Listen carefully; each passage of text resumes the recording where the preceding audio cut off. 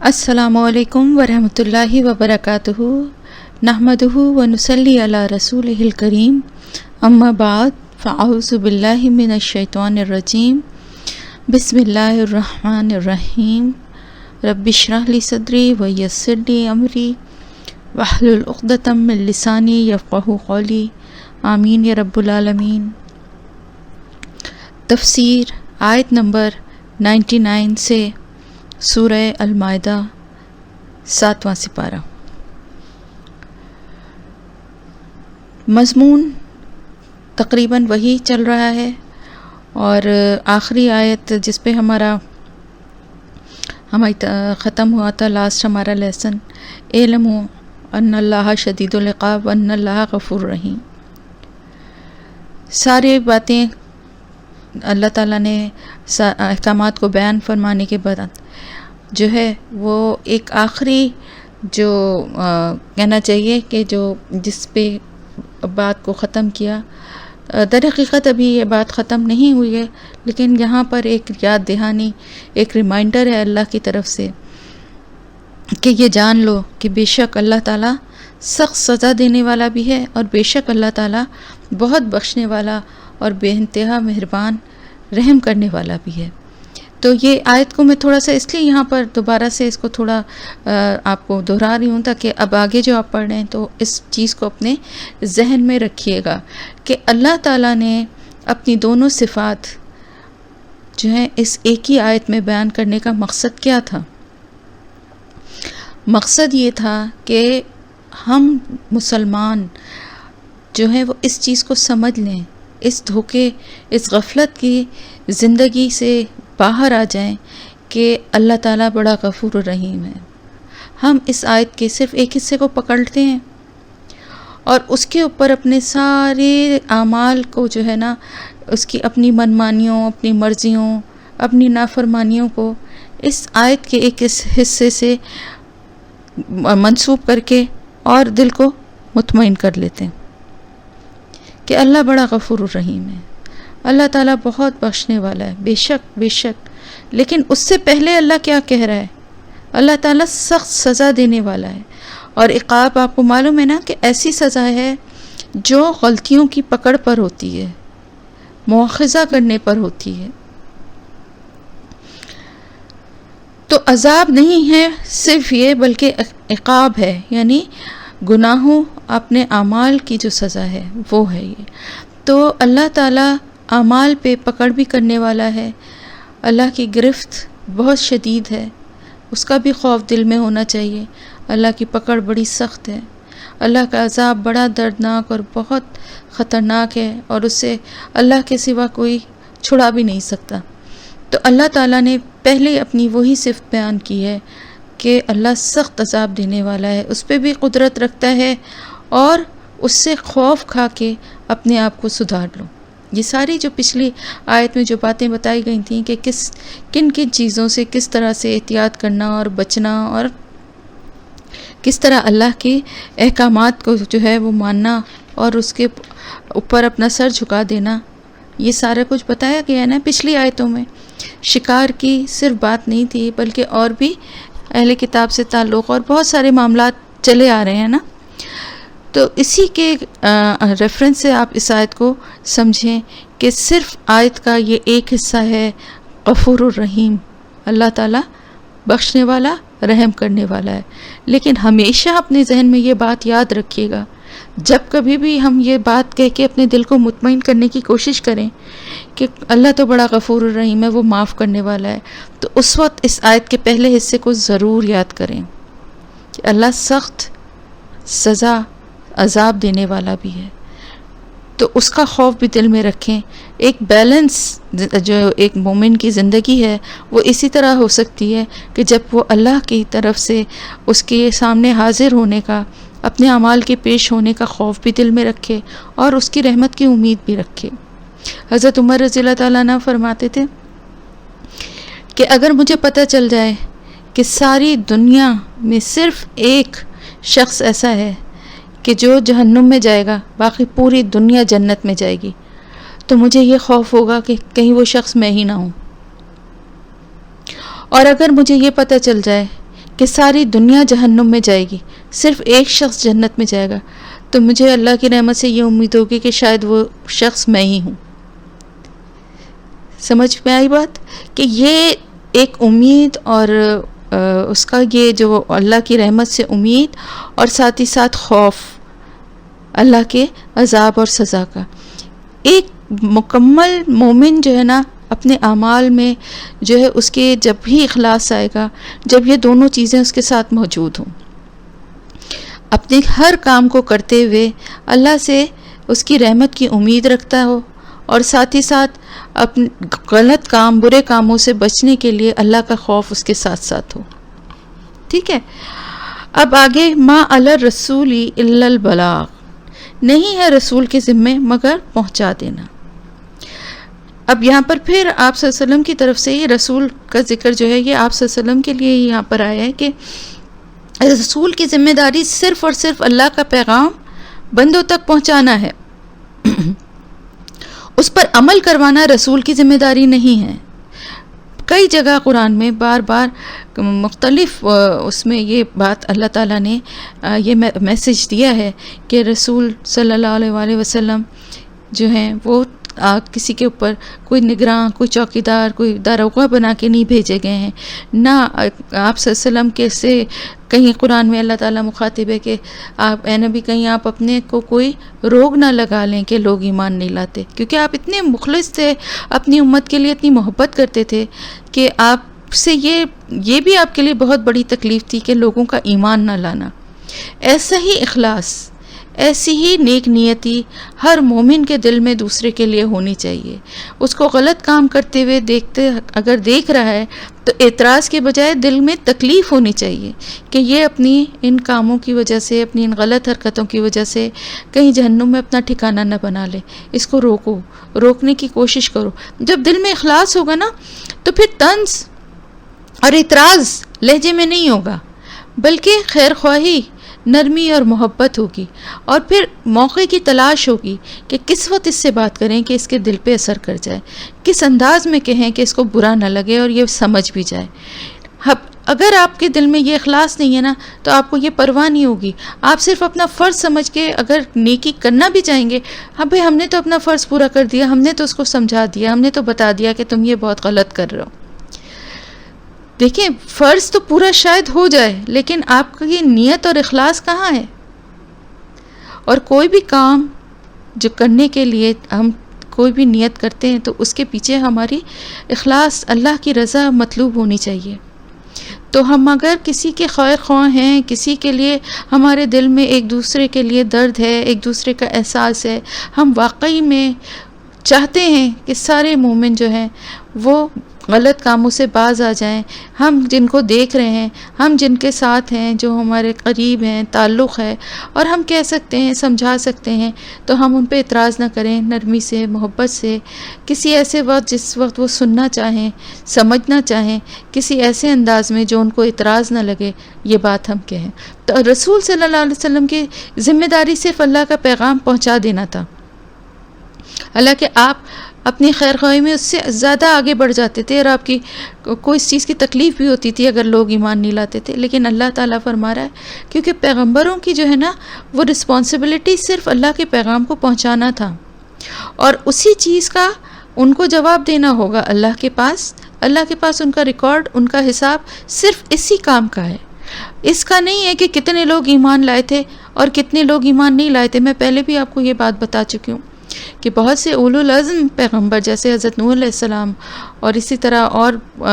پیغمبر تھے جنہوں نے بڑی اپنی جان کھپائی، سالوں جو لوگوں کو دین کی طرف، اللہ کے دین کی طرف بلاتے رہے، لیکن ان کے ماننے والے تعداد میں بہت کم تھے۔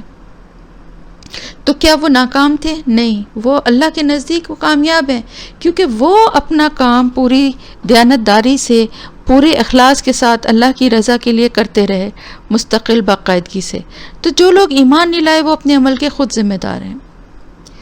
تو اسی لیے آپ دیکھیں کہ وہ پیغمبر جن کی قوموں پہ عذاب آتا تھا وہ کتنا بار بار سمجھاتے تھے اپنی قوموں کو، ڈرتے تھے ان کے لیے، چاہتے تھے کہ وہ اللہ کے عذاب کو دعوت نہ دیں، لیکن لوگوں نے اپنی ڈھٹائی اور اپنی نافرمانیوں سے اس عذاب کو دعوت دی۔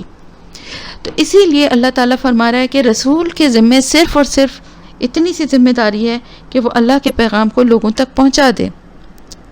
اور اس کے بعد پھر کس کی ذمہ داری ہے؟ جو لوگ سنتے ہیں، جن تک وہ پیغام پہنچتا ہے، یعنی تمام مسلمان، بلکہ بنی نوع انسانی، جہاں تک جس تک یہ پیغام پہنچتا ہے، اب وہ اپنے عمل کا خود ذمہ دار ہے. اللہ کا پیغام پہنچ گیا، اللہ کے رسول نے اپنا فرض پورا کر دیا. آپ کو میں نے بتایا تھا نا کہ حضرت صلی اللہ علیہ وسلم نے پوچھا تھا آخری خطبے والے دن، اور انگلی سے پھر اشارہ کیا تھا کہ اللہ میں نے اپنا فرض پورا کر دیا. میں نے جو اللہ نے ایک کی طرف سے یہ ایک امانت تھی نا، یہ نبوت، بار نبوت بھی جو ہے یہ بھی ایک بہت بڑی ذمہ داری ہوتی ہے ایک رسول کے لیے. تو الحمدللہ ہمارے پیارے رسول صلی اللہ علیہ وآلہ وسلم نے اپنی ذمہ داری بہت اچھے سے، بہت پوری طرح سے نبھائی. اب اس کے بعد یہ ذمہ داری اس وقت کے مسلمان، اور اس کے بعد پھر ان کے بعد آنے والے، اور اب ہم ہیں تو ہم تمام مسلمانوں کی یہ ذمہ داری ہے کہ وہ اللہ کے پیغام کو نہ صرف یہ کہ اس کو سمجھیں، جانیں، اس پہ عمل کریں، بلکہ اس کو آگے لوگوں تک بھی پہنچائیں. یہ تبلیغ جو ہے نا، بلغ، پہنچا دینا، تبلیغ بھی اسی طرح ہے نا کہ پہنچانا اللہ کا پیغام، اللہ کے کتاب کے لیے، اللہ کے احکامات کو سمجھانا، بتانا، قرآن کی تعلیم دینا، قرآن کے سے روشناس کرانا، لوگوں کو قرآن سے محبت اور دوستی کرانا، پتہ چلے کہ اللہ کتنی محبت کرنے والا ہے. اب آپ دیکھیں نا کیا کیا جیسے جیسے آپ پڑھتے جا رہے ہیں، کتنا آپ کو اور زیادہ یقیناً مجھے یقین ہے کہ اللہ سے محبت اور تعلق مضبوط اور زیادہ ہوتا جا رہا ہے. تو اللہ کے رسول کے ذمہ صرف پہنچا دینا تھا. واللہ یعلم ما تبدون وما تکتمون، اور اللہ تعالیٰ جانتا ہے جو تم ظاہر کرتے ہو اور جو تم چھپاتے ہو. یعنی یہ بھی ایک بہت بڑی بات ہے کہ ہمارا ایمان ہے، ہم جانتے ہیں کہ اللہ تعالیٰ دلوں کے چھپے ہوئے بھید، یہاں تک کہ وہ باتیں، وہ راز کہ جو ہم اپنے سے بھی کہتے ہوئے بعض دفعہ ہچکچاتے ہیں، ہمارے ذہن یا دل کے کسی کونے میں ہوتے ہیں چھپی ہوئی ایسی خواہشیں جنہیں ہم بظاہر خود ہی رد کر کے اور اس کے تردید بھی کرتے ہیں کہ نہیں نہیں ہم ایسا نہیں چاہتے یا ہم ایسا نہیں کر رہے، لیکن ہم کر رہے ہوتے ہیں. وہ بھی اللہ جانتا ہے. اس کی کیوں کیسے جانتا ہے؟ ایک تو سب سے بڑی بات یہ کہ وہ خالق ہے، اور خالق سے زیادہ اپنی مخلوق کو کون جانتا ہوگا. دوسرے یہ کہ وہ مالک و مختار ہے، ہر طرح کے اختیارات ہیں اس کے پاس، ہر طرح کی قدرت ہے اس کے پاس. تو وہ دلوں کے چھپے راز، زمین اور آسمان کی کوئی چیز اس سے پوشیدہ نہیں ہے. تو جو بھی عمل کیا جا رہا ہے، سب سے بڑی امپورٹنٹ بات ہے یہاں پر کہ جو کچھ بھی عمل کیا جا رہا ہے اس کے پیچھے جو نیت ہے، جو خلوص ہے یا بدنیتی ہے، وہ آپ دنیا کے لوگوں سے چھپا سکتے ہیں، دنیا کے لوگوں کو دھوکہ دے سکتے ہیں، اپنے گھر والوں کو بھی دھوکہ دے سکتے ہیں، اپنے آپ کو بھی دھوکہ دے سکتے ہیں، اللہ کو نہیں دے سکتے. آپ بعض دفعہ اپنے کو بھی دھوکہ دے رہے ہوتے ہیں کہ نہیں نہیں یہ اس وجہ سے تھوڑی میں کر رہی ہوں، میں تو یہ اس لیے کر رہی ہوں، میرا مقصد تو یہ تھا کہ وہ صحیح ہو جائے، میں تو اس لیے یہ کہا. در حقیقت لیکن بات یہ نہیں ہوتی، اور آپ کے لاشعور میں آپ کو پتہ ہوتا ہے کہ بات اصل کیا ہے. تو اللہ کو آپ کے دل کے چھپے ہر راز اور بھید کی خبر ہے. تو جو کچھ بھی ظاہر کیا جائے اور جو کچھ بھی چھپایا جائے، سب کچھ اللہ تعالیٰ جانتا ہے. اس سے زیادہ کون جانے گا؟ اب آپ دیکھیے یہاں پہ مستقل تکرار کس چیز کی ہے؟ یعلم ما فی السماوات ان اللہ یعلم، بے شک اللہ تعالیٰ جانتا ہے جو کچھ آسمانوں اور زمین میں. پھر اس کے بعد کیا؟ دوبارہ یہاں واللہ یعلم، اور اللہ تعالیٰ جانتا ہے ما تبدون، جو تم ظاہر کرتے ہو، وما تکتمون. یعنی اللہ کے علم سے، اللہ کی قدرت سے کوئی بات چھپی ہوئی نہیں ہے، کوئی چیز ایسی نہیں ہے کہ جو اللہ کو کوئی دھوکہ دے سکے.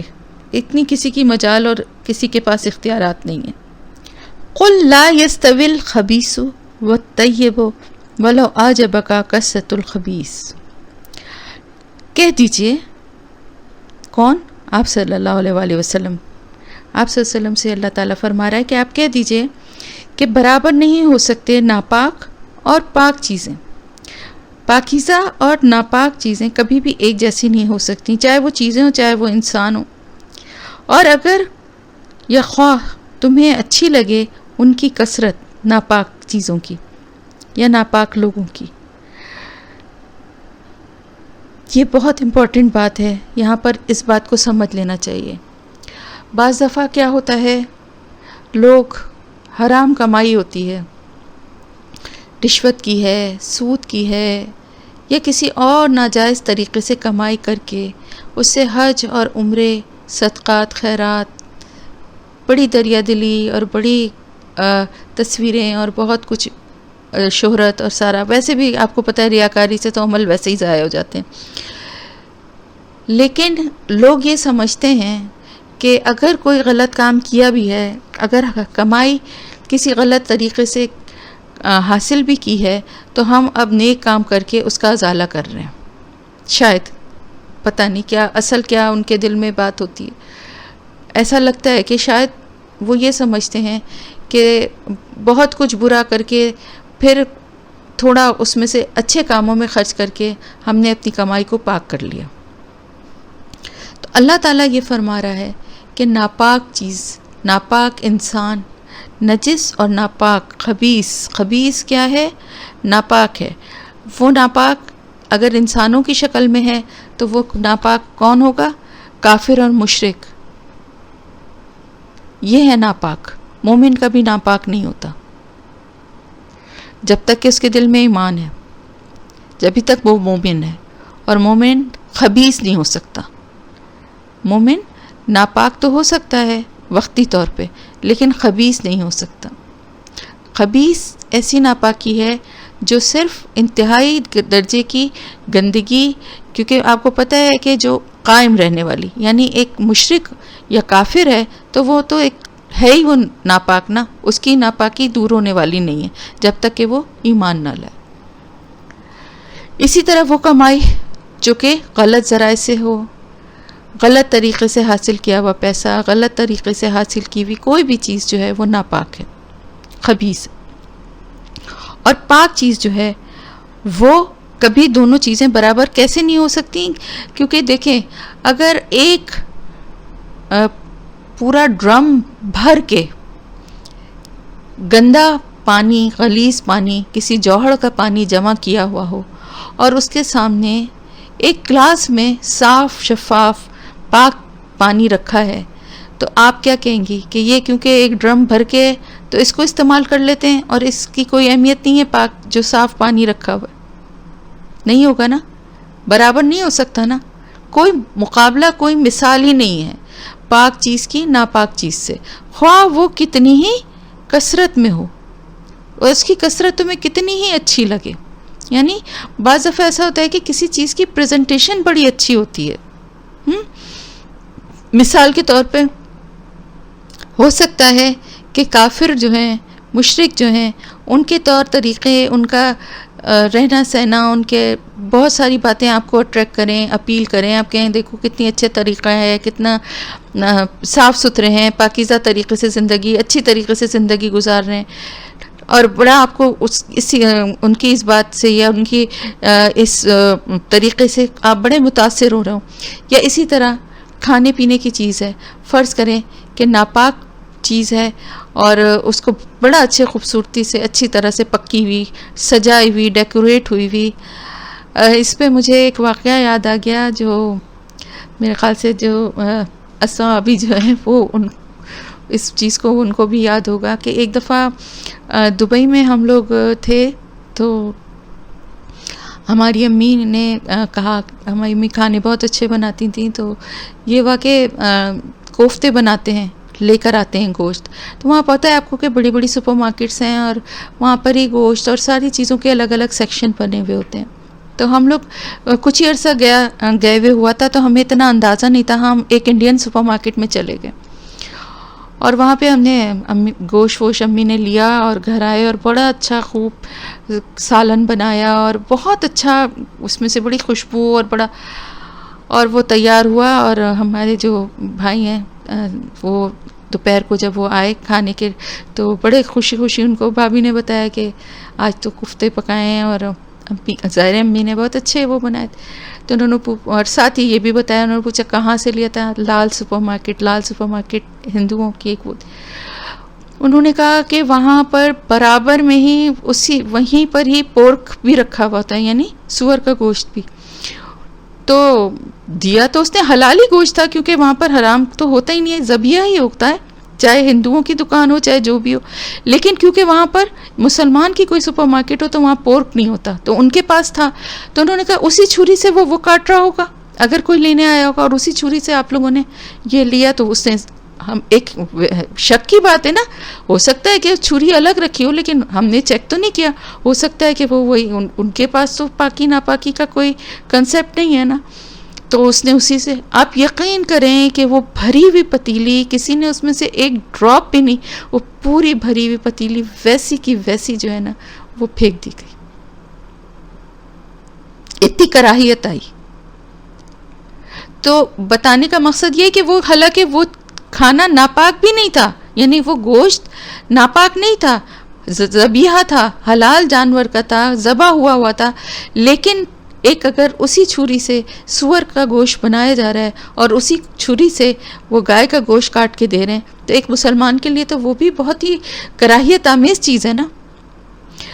تو کتنا بھی خوبصورت اچھے طریقے سے اس کی پریزنٹیشن ہو، کتنا بھی اچھا پکا ہوا ہو، کبھی آپ کا دل چاہے گا حرام کو کھانے کا. اسی طرح کتنے بھی اچھے طور طریقے ہوں، کتنا بھی اچھا لائف اسٹائل ہو، لیکن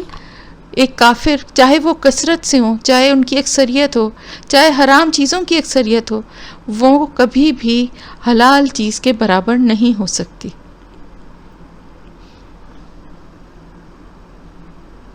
ایک صحابی کا واقعہ ہے کہ وہ کہتے تھے کہ ایک درہم، ایک ایسا درہم جو کہ مجھے میں خالصتاً پاکیزہ اور اچھا مطلب نیک کمائی کا ہے، وہ مجھے زیادہ محبوب ہے بنسبت اس کے کہ میرے سامنے بہت سارے درہم ہوں، بہت سارے پیسے ہوں جن کے بارے میں مجھے شک و شبہ ہو. میں چاہوں گا کہ میں اس سے بچ جاؤں اور مجھے وہ ایک درہم زیادہ محبوب ہوگا جو جائز اور حلال ہے، میں اس کو زیادہ پسند کروں گا. اور یہی ایک مسلمان کا شیوا ہونا چاہیے. آپ دیکھیں بہت سے لوگ ہیں پوری زندگی اسی فائٹ میں، اسی جد و جہد میں گزار دیتے ہیں. بعض دفعہ ایسے محکمے میں ہوتے ہیں کہ جہاں پہ ہر طرف رشوت اور ہر طرف غلط کمائی کا وہ ہوتا ہے، لیکن اس میں رہتے ہوئے بھی وہ بیچارے بہت جد و جہد کرتے ہیں، لوگوں کی دشمنیاں مول لیتے ہیں، ان کے بار بار تبادلے ہوتے ہیں، ان کے اوپر جھوٹے چارجز لگائے جاتے ہیں، لیکن وہ مشکل حالات کا بھی مقابلہ کرتے ہیں، غربت کا بھی سامنا کرتے ہیں، لیکن استقامت کے ساتھ حلال کمائی پہ جمے رہتے ہیں.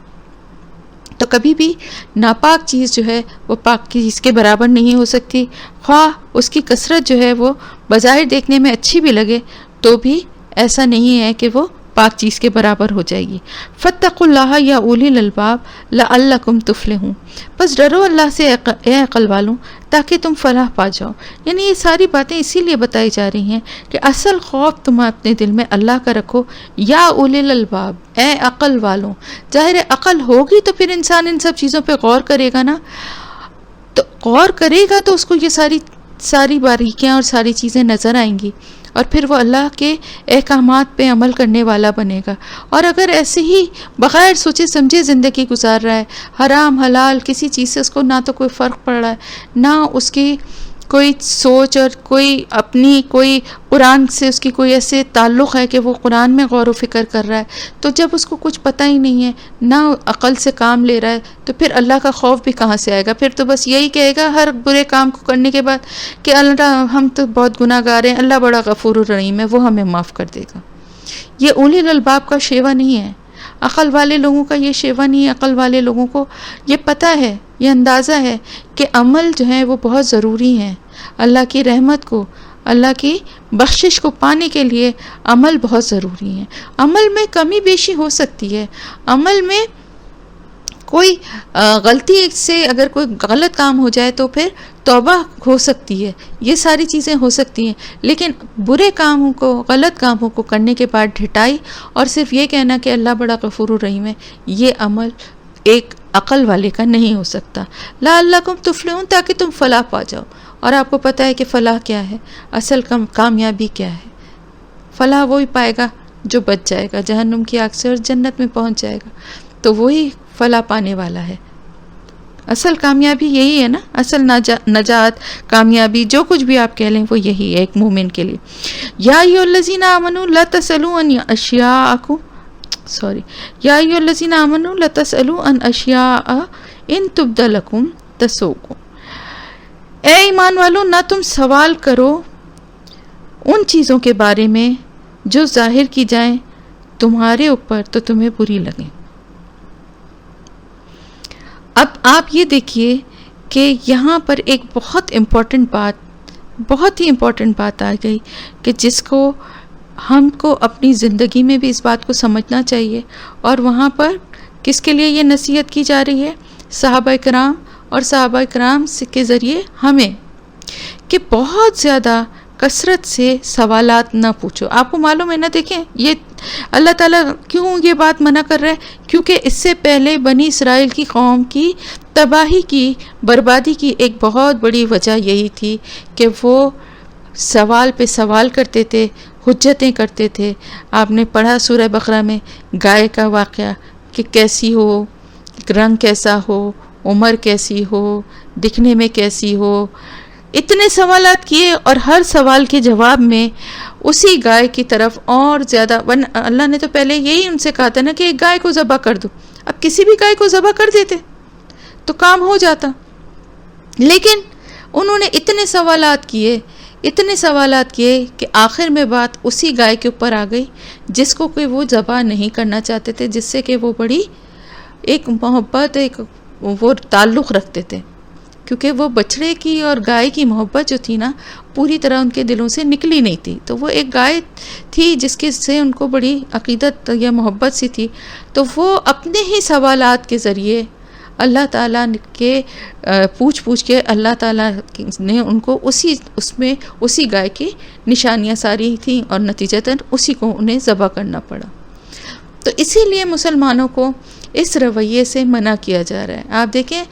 ہم نے پڑھا سورہ آل عمران میں بھی ہم نے پڑھا کہ سوال کرتے ہیں آپ صلی اللہ علیہ وسلم سے کہ یسألونک، کہ وہ آپ سے سوال کرتے ہیں،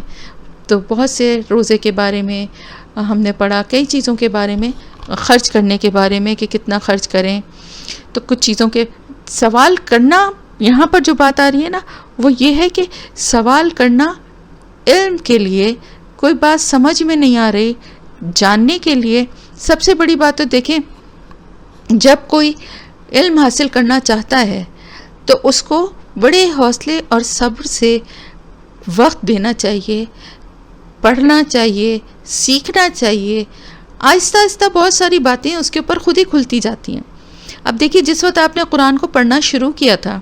اس وقت سے آپ اب تک کا خود اپنا جائزہ لیجئے، کتنے باتیں، کتنے مسئلے، کتنے سوالات آپ کے خود بخود ان کے جواب آپ کو مل گئے، کتنے مسئلے تھے جو آپ کے آسان ہو گئے، آپ کو خود ان کے حل پتہ چل گئے۔ تو پیشنس بہت ضروری ہے ایک اسٹوڈنٹ کے لیے، چاہے وہ کوئی بھی علم حاصل کر رہا ہو۔ آپ دیکھیں اسکول میں، کالج میں بھی جب ٹیچر پڑھانا شروع کرتی ہے تو اس کے بعض دفعہ پڑھانے کے دوران ہی آپ کے ذہن میں بہت سے سوالات اور باتیں آنا شروع ہو جاتی ہیں،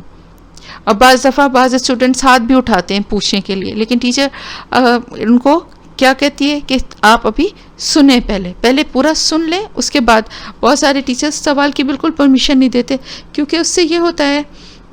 کہ ایک پڑھانے والے بتانے والے کا تسلسل بھی ٹوٹ جاتا ہے، اور بہت سے باتیں جو ہیں جو اس کے ذہن میں ہوتی ہیں وہ پوری طرح بتا نہیں پاتا۔ تو بعض دفعہ کیا ہوتا ہے کہ چپ چاپ اگر خاموشی سے سنیں تو اینڈ تک پہنچتے بہت سارے سوالوں کے جواب خود بخود مل گئے ہوتے ہیں، اور پھر بھی اگر کچھ رہ جائے تو آپ پوچھ لیں۔ تو سوال کرنا منع نہیں کیا گیا ہے، بلکہ یہ یہاں پر بات خاص طور سے کہی جا رہی ہے کہ غیر ضروری سوالات، ایسے سوالات آپ نے دیکھا ہوگا کہ بعض لوگ بڑی حجتیں کرتے ہیں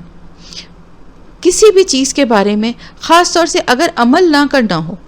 تو آپ دیکھیں وہ اتنے سوالات کرتے ہیں، اتنے سوالات ہر چیز کے بارے میں۔ اچھا، خاص طور سے حیرت اس بات پہ ہوتی ہے کہ ان معاملات کے بارے میں بھی سوالات کرتے ہیں جن سے ان کا کوئی لینا دینا نہیں ہے، صرف ایک کج بحثی کے لیے، ایک دین کو اور اس شخص کو کہ جو پڑھا رہا ہے یا بتا رہا ہے اس کو ٹیسٹ کرنے کے لیے سوالات کرتے ہیں. تو آپ صلی اللہ علیہ وسلم کے سامنے بھی کچھ ایسے لوگ آتے تھے. آپ کے صحابہ کرام تو بہت باادب اور بہت اس چیز سے کے لیے محتاط رہتے تھے اور صرف اسی موقع پہ سوال کرتے تھے کہ جہاں پر ان کو اندازہ ہوتا تھا کہ یہاں پر سوال کرنے سے ان کو اس چیز کا کوئی کلیئر واضح جواب ملے گا. ان نیسیسری سوالات نہیں کرتے تھے. لیکن کچھ لوگ ایسے بھی تھے کہ جو سوالات کیا کرتے تھے. اور اسی طرح ایک محفل میں اس طرح سے ہوا کہ کسی نے کھڑے ہو کے پوچھا آپ صلی اللہ علیہ وسلم سے کہ میرا باپ کہاں ہے، جبکہ اس کے باپ کا مطلب یہ ایک جیسے آپ صلی اللہ علیہ وسلم کو ٹیسٹ کرنے کے لیے ایک سوال کیا جا رہا ہے. آپ صلی اللہ علیہ وسلم نے کبھی بھی غیب کا دعویٰ تو نہیں کیا تھا کہ میں غیب کے حالات بتاتا ہوں، لیکن بہت سے لوگ آپ صلی اللہ علیہ وسلم کے پاس آیا کرتے تھے اور اپنی گمشدہ چیزوں، اپنی کھوئی ہوئی اونٹنیوں یا اپنے اور مختلف باتوں کے بارے میں سوالات کیا کرتے تھے، جس سے ظاہر ہے آپ کو تکلیف بھی ہوتی تھی اور اچھا نہیں لگتا تھا کہ یہ ایک نبی کا یہ تو مقام نہیں ہے. تو اس شخص نے کھڑے ہو کے پوچھا کہ میرا باپ کہاں ہے. اس کے باپ کا انتقال ہو چکا تھا. آپ صلی اللہ علیہ وسلم ناراض ہو گئے اور آپ نے فرمایا دوزخ میں. اب بتائیں یہ کسی کو پتہ چل جائے، خدا نہ خواستہ، اللہ نہ کرے کہ اس کے ماں باپ میں سے کوئی دوزخ میں ہے، تو اس کے لیے کتنی بڑی اذیت ہے. تو جو بات چھپی ہوئی تھی وہ دعا کرتا اپنے ماں باپ کے لیے. اولاد کا یہی کام ہے، اس میں اتنی قریت کرنے کی اس کو ضرورت نہیں تھی. اسی طرح ایک اور صحابی تھے حضرت حذیفہ،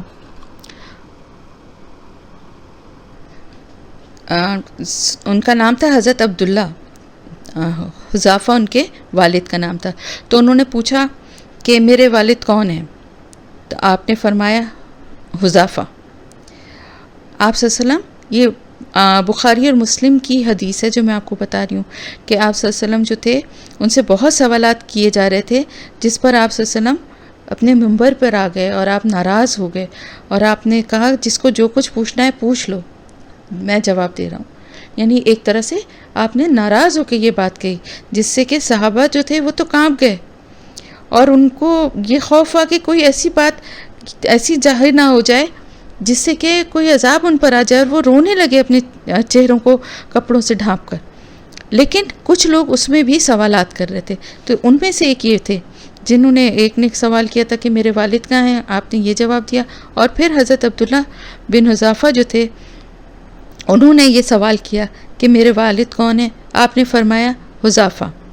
اس کے بعد حضرت عمر رضی اللہ تعالیٰ عنہ کھڑے ہو گئے اور کہنے لگے کہ یا رسول صلی اللہ علیہ وآلہ وسلم، ہم اللہ کے رب ہونے پر، اسلام کے دین ہونے پر اور آپ کے رسول ہونے پر راضی ہیں. ہم تمام فتنوں سے اللہ کی پناہ طلب کرتے ہیں. یعنی آپ کو ایک طرح سے سب کی طرف سے معذرت کرنے لگے کہ ہم یہ سوال کرنے والے جو ہیں ان کو آپ نظر انداز کر دیں، ان کی اس حماقت اور ان کی اس غلطی کو. حضرت عبداللہ بن حذیفہ جنہوں نے یہ سوال کیا تھا، روایت میں ہے کہ ان سے ان کی والدہ نے کہا بعد میں جب وہ گھر پہنچے تو انہوں نے کہا کہ تم سے بڑھ کر میں نے ماں باپ کا نافرمان میں نے نہیں دیکھا. تمہیں کیا خبر تھی؟ زمانے جاہلیت میں تو کسی چیز کا پرہیز نہ تھا. فرض کرو کہ اگر میں بھی کسی معصیت میں اس وقت آلودہ ہو گئی ہوتی، یعنی میں بھی کوئی گناہ کا ارتکاب کر بیٹھتی، کیونکہ اس وقت تو یہ گناہ جو تھے وہ بڑے کھلے عام ہو رہے تھے اور کوئی اس کو گناہ یا برائی سمجھتا ہی نہیں تھا نا. تو آج اللہ کے رسول صلی اللہ علیہ وآلہ وسلم کی زبانی میری رسوائی ہوتی اور سب کے سامنے میری کیسی بے آبروئی ہوتی. تو دیکھیں یہ کوئی اچھی بات تو نہیں تھی نا کہ اگر پتہ چل جاتا، فرض کریں آپ صلی اللہ علیہ وسلم کسی اور کا نام لے دیتے تو نہ صرف یہ کہ ان کی والدہ کی تو بے عزتی ہوتی، ان کی خود کتنی بے عزتی ہوتی، وہ کیا لوگوں میں منہ دکھاتے، کس طرح سامنا کرتے. تو ایسے سوالات جن پہ اللہ کی طرف سے پردہ پڑا ہوا ہے ان کو کریدنا چاہیے. یہاں پر میں ایک اور بات بھی اس سے ریلیٹڈ ہے تو میں اس کا بھی ذکر کروں کہ ہم اس بات کو بڑی نیکی سمجھتے ہیں کہ ہم لوگوں میں اپنے گناہوں کا ذکر کرتے ہیں کہ میں تو جی بڑی گناہ گار تھی، میں نے تو یہ کام کیے. دیکھیں ایک چیز تو یہ ہوتی ہے کہ لوگوں کو اب یہ بتا کے کہ ہم بھی کوئی بہت سارے گناہ کے برے کام کرتے رہے ہیں اور اللہ نے توبہ کی توفیق دی تو ہم اس طرف آ گئے، اور یہ کوئی اتنا مشکل راستہ نہیں ہے. لوگوں کو ترغیب دینے کے لیے اگر کوئی اس طرح کا جملہ کہا جائے تو وہ تو ٹھیک ہے، یا کوئی ایسی بات بتائی جائے. لیکن بعض دفعہ کیا ہوتا ہے، ہم ایک خود اذیتی کا بھی شکار ہو جاتے ہیں. ہم سمجھتے ہیں شاید یہ بہت بڑی نیکی ہے کہ ہم کھول کھول کے اپنی برائیاں اور گناہ بیان کریں اور اپنے بارے میں بتائیں کہ جی میں نے تو یہ بھی کیا تھا، میں تو یہ تک کرتی تھی، میں تو وہ کرتی تھی. تو یہ ساری ڈیٹیل جو ہے نا، جن چیزوں پہ دیکھیں اللہ نے پردہ ڈال دیا ہے، ان باتوں کو خود بھی چھپا ہی رہنے دینا چاہیے. ان کو بیان کرنا کوئی نیکی کا کام نہیں ہے. اللہ تعالیٰ نے اگر انسان کے گناہوں کو چھپا لیا ہے تو اس کی رحمت پہ اس کا شکر ادا کریں اور ان سے توبہ کریں اور آئندہ نہ کرنے کا عہد کریں اور ان کو بیان نہ کریں. میں ایک واقعہ پہلے بھی شاید سنا چکی ہوں، دوبارہ بتاتی ہوں کہ حضرت موسیٰ علیہ السلام جب اللہ تعالیٰ سے جاتے تھے کوہ طور پہ، اللہ تعالیٰ کلام فرماتا تھا، تو وہاں پر راستے میں لوگ اکثر اپنے کچھ میسیجز بھی دے دیا کرتے تھے کہ آپ جا رہے ہیں اللہ کے پاس تو آپ جو ہے میرے لیے بھی یہ دعا کر دیجیے گا، یہ اللہ سے میرا یہ پیغام پہنچا دیجیے گا، یہ اللہ سے یہ بات پوچھ لیجیے گا. تو ایک آدمی جو تھا اس نے حضرت موسیٰ علیہ السلام کو راستے میں روکا اور کہا کہ اللہ کے پاس آپ جا رہے ہیں تو آپ اللہ تعالیٰ سے یہ پوچھیے گا کہ میں نے بہت بڑا گناہ کیا ہے تو کیا میری بھی بخشش ہو جائے گی؟ میں بہت اس پہ شرمندہ اور توبہ کر رہا ہوں، تو کیا میری بخشش ہو جائے گی؟ تو حضرت موسیٰ علیہ السلام گئے اور جا کے اللہ تعالیٰ سے پوچھا کہ فلاں شخص نے یہ کہا. اللہ تعالیٰ نے فرمایا ہاں اس کی بخشش ہو جائے گی. جب واپس آئے تو وہ وہیں کھڑا انتظار کر رہا تھا. تو حضرت موسیٰ علیہ السلام نے بتایا کہ اللہ تعالیٰ نے فرمایا کہ تمہاری بخشش ہو جائے گی. تو وہ بہت حیران ہوا. اس نے بار بار پوچھا کہ کیا واقعی میری بخشش ہو جائے گی؟ ان کا اللہ تعالیٰ نے یہی فرمایا ہے. کہنے لگا میرا تو گناہ اتنا بڑا ہے، اور یہ کہہ کے اس نے اپنا گناہ بھی بیان کیا. استغفر اللہ، بہت بڑا گناہ تھا واقعی اس کا کہ اس نے اپنی ماں کے ساتھ برا کام کیا تھا. تو اس نے کہا مجھے تو امید ہی نہیں تھی کہ اس کی بھی کوئی بخشش ہو سکتی ہے. تو اللہ کی طرف سے فوراً حضرت موسیٰ علیہ السلام کو جو ہے آئی وہی پیغام آیا کہ اس شخص سے کہہ دو کہ اب اس کی بخشش نہیں ہوگی. اب یہ قیامت کے دن جب آئے گا تو اب اس نے تمہیں یعنی حضرت موسیٰ علیہ السلام کو اپنے گناہ کا گواہ بنا لیا. تو اب پھر وہاں عدالت میں ہی اس کا کیس پیش ہوگا، حضرت موسیٰ علیہ السلام کی گواہی ہوگی اور پھر اس کے حساب سے اس کو سزا دی جائے گی. ابھی تک بات جو تھی وہ اللہ اور بندے کے بیچ میں تھی. اللہ اپنی رحمت سے چاہے تو بڑے سے بڑا گناہ معاف کر دے، لیکن جب کسی اور کو انوالو کر لیا تو پھر اب وہ بات صرف اللہ اور بندے کے درمیان نہیں رہی. اللہ دیکھیں اللہ بڑا رحیم و کریم ہے. قارون نے جب حضرت موسیٰ علیہ السلام پہ بہتان لگایا تھا اور حضرت موسیٰ علیہ السلام نے اللہ تعالیٰ سے جب دعا کی تھی، اللہ نے کہا تھا کہ تم اس کو کے لیے جو بھی سزا دینا چاہو، تو انہوں نے کہا تھا زمین میں یہ دھنس جائے. تو قارون جو ہے وہ اپنے خزانوں سمیت زمین میں دھس گیا. یہ قرآن میں واقعہ ہے. اور وہ جب دھنستا جا رہا تھا حضرت موسیٰ علیہ السلام سے معافی مانگتا جا رہا تھا، لیکن حضرت موسیٰ علیہ السلام کے دل کو اتنی بڑی تکلیف پہنچائی تھی، ان پہ اتنا بڑا تہمت ان کے کردار پہ لگایا تھا الزام، کہ وہ ظاہر ہے انہوں نے نہیں معاف کیا. تو اللہ تعالیٰ نے حضرت موسیٰ علیہ السلام سے کیا کہا؟ اللہ تعالیٰ نے فرمایا کہ اے موسیٰ، وہ مستقل تجھ سے معافی مانگتا رہا اور تجھ سے ہی گڑ رہا. ایک دفعہ اگر وہ میرے سامنے گڑ گڑا کے معافی مانگ لیتا تو میں تو اسے معاف کر دیتا. یہ ہے اللہ، یہ ہے اللہ. لیکن اللہ تعالیٰ نے جن باتوں کو پردے میں رکھا ہے ان کو ان نیسیسری کریدنا، ان میں حجتیں تلاش کرنا، یہ بھی بہت بڑا گناہ ہے. اسی کے بارے میں جو ہے ایک اور بھی واقعہ اس طرح کے بارے میں آتا ہے اسی آیت کے حوالے سے، کہ جب حج جو ہے وہ فرض ہوا تو لوگوں کے پر بتایا آپ صلی اللہ علیہ وسلم نے، قرآن کی آیت تھی کہ جب حج لوگوں کے لیے فرض کیا گیا ہے جو اس کی سب استطاعت رکھتے ہیں. تو کسی نے پوچھا آپ صلی اللہ علیہ وسلم سے کہ یا رسول اللہ صلی اللہ علیہ وسلم، کیا ہر سال حج فرض ہے؟ آپ صلی اللہ علیہ وسلم نے منہ پھیر لیا. تو اس نے دوسری طرف سے آ کے پھر یہی سوال کیا، کیا ہر سال حج فرض ہے؟ آپ پھر خاموش رہے۔ تیسری مرتبہ پوچھنے پہ آپ صلی اللہ علیہ وآلہ وسلم نے فرمایا کہ تم پر افسوس ہے، اگر میری زبان سے ہاں نکل جاتا تو حج ہر سال فرض قرار پا جاتا، پھر تم ہی لوگ اس کی پیروی نہ کر سکتے اور نافرمانی کرنے لگتے۔ یعنی ایسے لا یعنی اور غیر ضروری سوالات نہ کیے جائیں کہ جس سے کہ خود ہی مشکل میں انسان پڑ جائے۔ اور اسی کے ساتھ ساتھ یہ ایک جو بات ہے کہ ہر بات کی کھوج لگانا یا ہر بات کے پہ سوال کر کے اس کے بارے میں ڈیٹیلز پوچھنا، یہ بھی اسی میں آیا ہے۔ تو ہر ایسے بات جس میں کہ آپ صلی اللہ علیہ وسلم نے فرمایا کہ مسلمانوں کے حق میں سب سے بڑا مجرم وہ شخص ہے جس نے کسی ایسی چیز کے متعلق سوال چھیڑا جو لوگوں پر حرام نہ کی گئی تھی، پھر اس کے محض سوال کرنے کی وجہ سے وہ چیز حرام ٹھہرائی گئی ہے۔ یہ بھی حدیث ہے۔ یعنی اتنا بڑا گناہ ہے کہ ایسے، اب آپ دیکھیں نا حج کا ہی آپ دیکھیں کہ یہ کتنی بڑی بات ہے۔ اگر فرض کریں کہ کہہ دیا جاتا، آپ صلی اللہ علیہ وسلم فرماتے ہیں کہ اگر میں نے سر کو ہلا دیا ہوتا یا میں ہاں کہہ دیتا تو پھر کتنی بڑی مشکل میں لوگ پڑ جاتے۔ یہاں زندگی میں ایک دفعہ حج کرنا کتنا مشکل کام ہے، ہر سال کے لیے کہاں سے کس طرح لوگ اپنی ساری جو بھی جمع پونجی ہر سال لگا کے حج کرنا، اور پھر وہاں کتنا کوئی آسان کام نہیں ہے حج کرنا، بہت اس میں مشقت ہے۔ تو وہ ایک ہی دفعہ زندگی میں فرض ہے، یہ بھی اللہ کی رحمت ہے۔ تو ایسے غیر ضروری سوالات کرنے سے اللہ تعالیٰ نے منع فرمایا ہے۔ پھر اس کے ساتھ ہی ساتھ یہ بھی بات ہے کہ اگر قرآن وَإِن تَسْأَلُوا عَنْهَا حِينَ يُنَزَّلُ الْقُرْآنُ، یعنی اگر تم ایسے وقت پہ یہ سوالات کرو گے کہ جیسے جس وقت قرآن نازل کیا جا رہا ہے، یعنی ابھی تو قرآن کی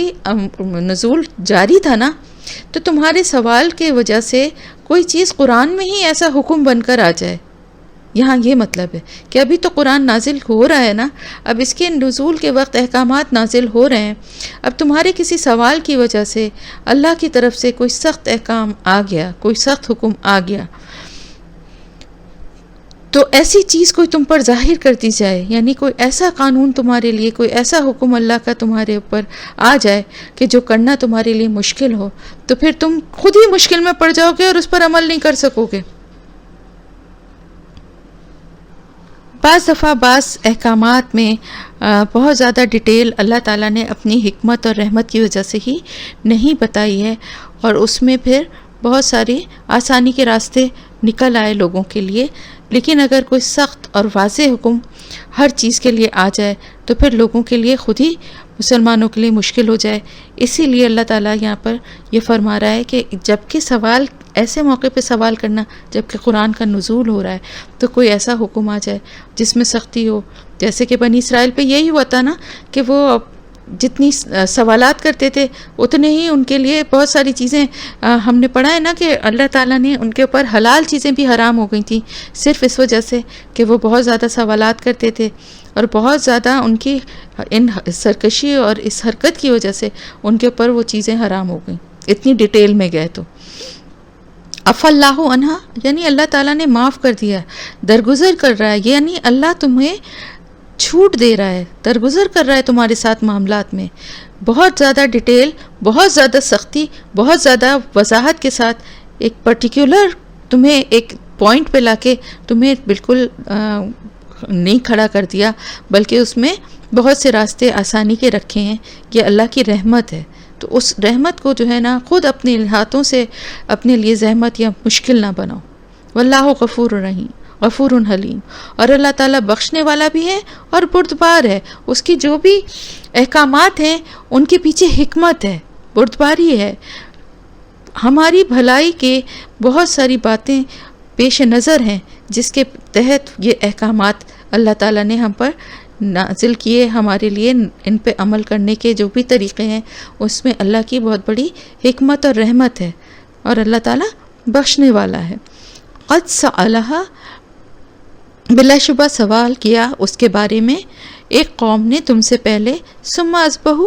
پھر وہ ہو گئے بہا کافرین، ساتھ اس کے انکار کرنے والے، یعنی ان لوگوں کی طرح نہ بن جاؤ تم، اپنے عمل سے یہ کس کی بات ہو رہی ہے؟ یہ بنی اسرائیل کی بات ہو رہی ہے کہ ان لوگوں کی طرح نہ بن جاؤ کہ کثرت سے سوالات کرتے تھے لیکن اس کے بعد بھی کرتے وہی تھے جو ان کو کرنا تھا. بہت زیادہ پوچھنے کے بعد بھی اس کا انکار کرتے تھے، ان احکامات کا، ان باتوں کا انکار کرتے تھے. اللہ کی نعمتیں اللہ سے مانگتے تھے، پھر ان نعمتوں کا انکار کرتے تھے. اللہ کی طرف سے اتنی زیادہ اللہ کے رسول سے سوالات کرتے تھے بار بار، اے موسیٰ اپنے اللہ سے یہ پوچھو، اے موسیٰ اپنے اللہ سے یہ پوچھو.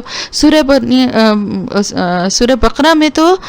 بڑی تفصیل سے یہ سارا کچھ ہے موجود کہ کس طرح سوال کر کر کے زج کر دیتے تھے اپنے پیغمبر کو، اور اس کے بعد بھی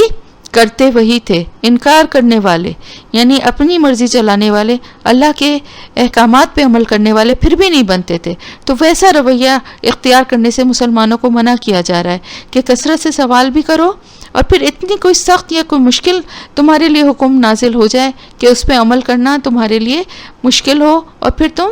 اللہ کے احکامات کے انکار کرنے والے نہ بن جاؤ، جیسے کہ تم سے پہلے والی قوم نے یہی رویہ جو ہے وہ اپنایا ہوا تھا.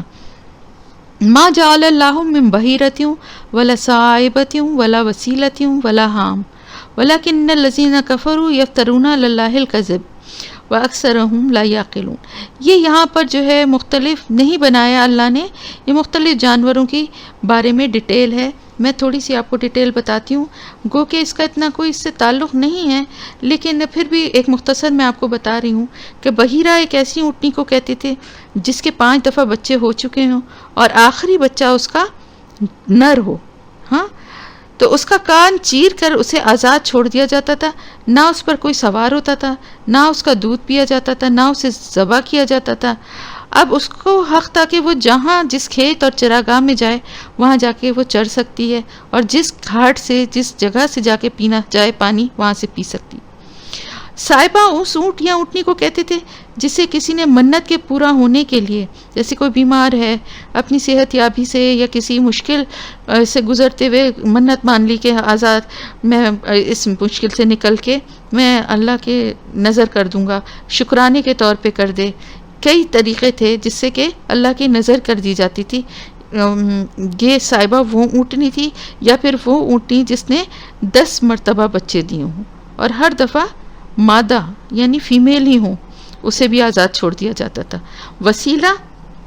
اگر بکری کا پہلا بچہ نر ہوتا تھا تو وہ خدا کے نام پر ذبح کر دیا جاتا تھا، اور اگر پہلی بار مادہ ہوتا تو اسے اپنے لیے رکھ لیا جاتا تھا. لیکن اگر نر اور مادہ ایک ساتھ پیدا ہوتے تو نر کو ذبح کرنے کے بجائے خدا کے نام پر چھوڑ دیا جاتا تھا، بلکہ خداؤں کے نام پر، اور اس کا نام وسیلہ تھا. حام،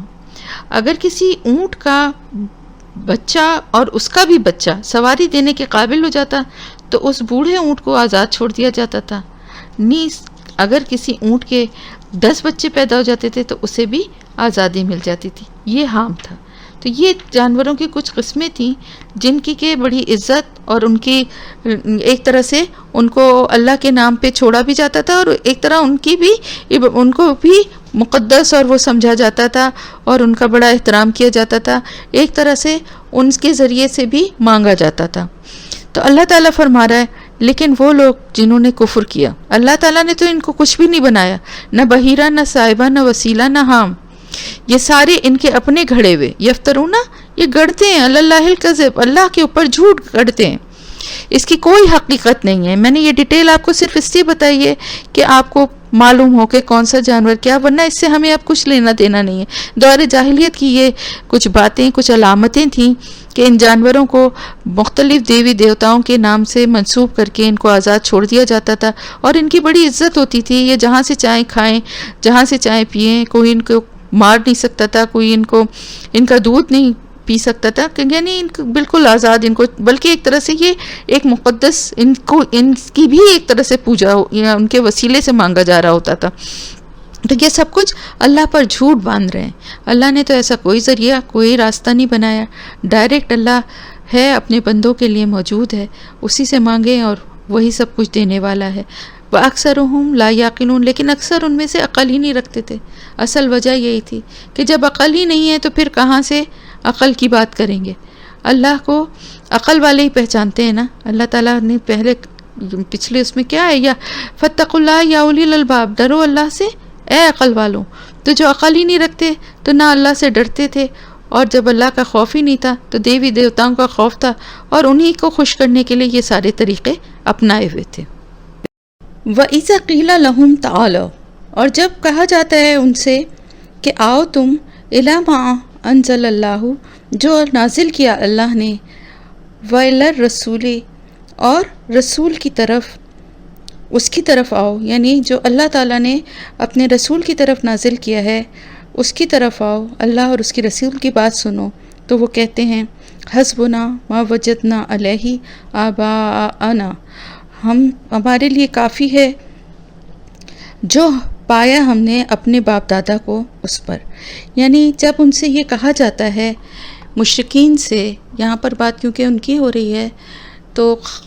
جو خصوصاً جو بات ہے پہلے میں اس کا ذکر کروں گی، پھر عموماً جو مخاطب ہیں ان کی بات کروں گی. تو خصوصاً جو بات اس وقت ہو رہی ہے وہ مشرکین کی ہو رہی ہے، ان کے رویے کی ہو رہی ہے کہ یہ ساری باتیں جو وہ جھوٹ گڑھتے ہیں وہ اللہ سے منسوب کرتے ہیں کہ یہ اللہ کے لیے ہم نے اس جانور کو چھوڑ دیا، یا یہ ہمارے لیے بڑا مقدس ہے. اور وہی طریقہ کار استغفر اللہ جو ہے مسلمانوں میں بھی، جو مزاروں پہ جانور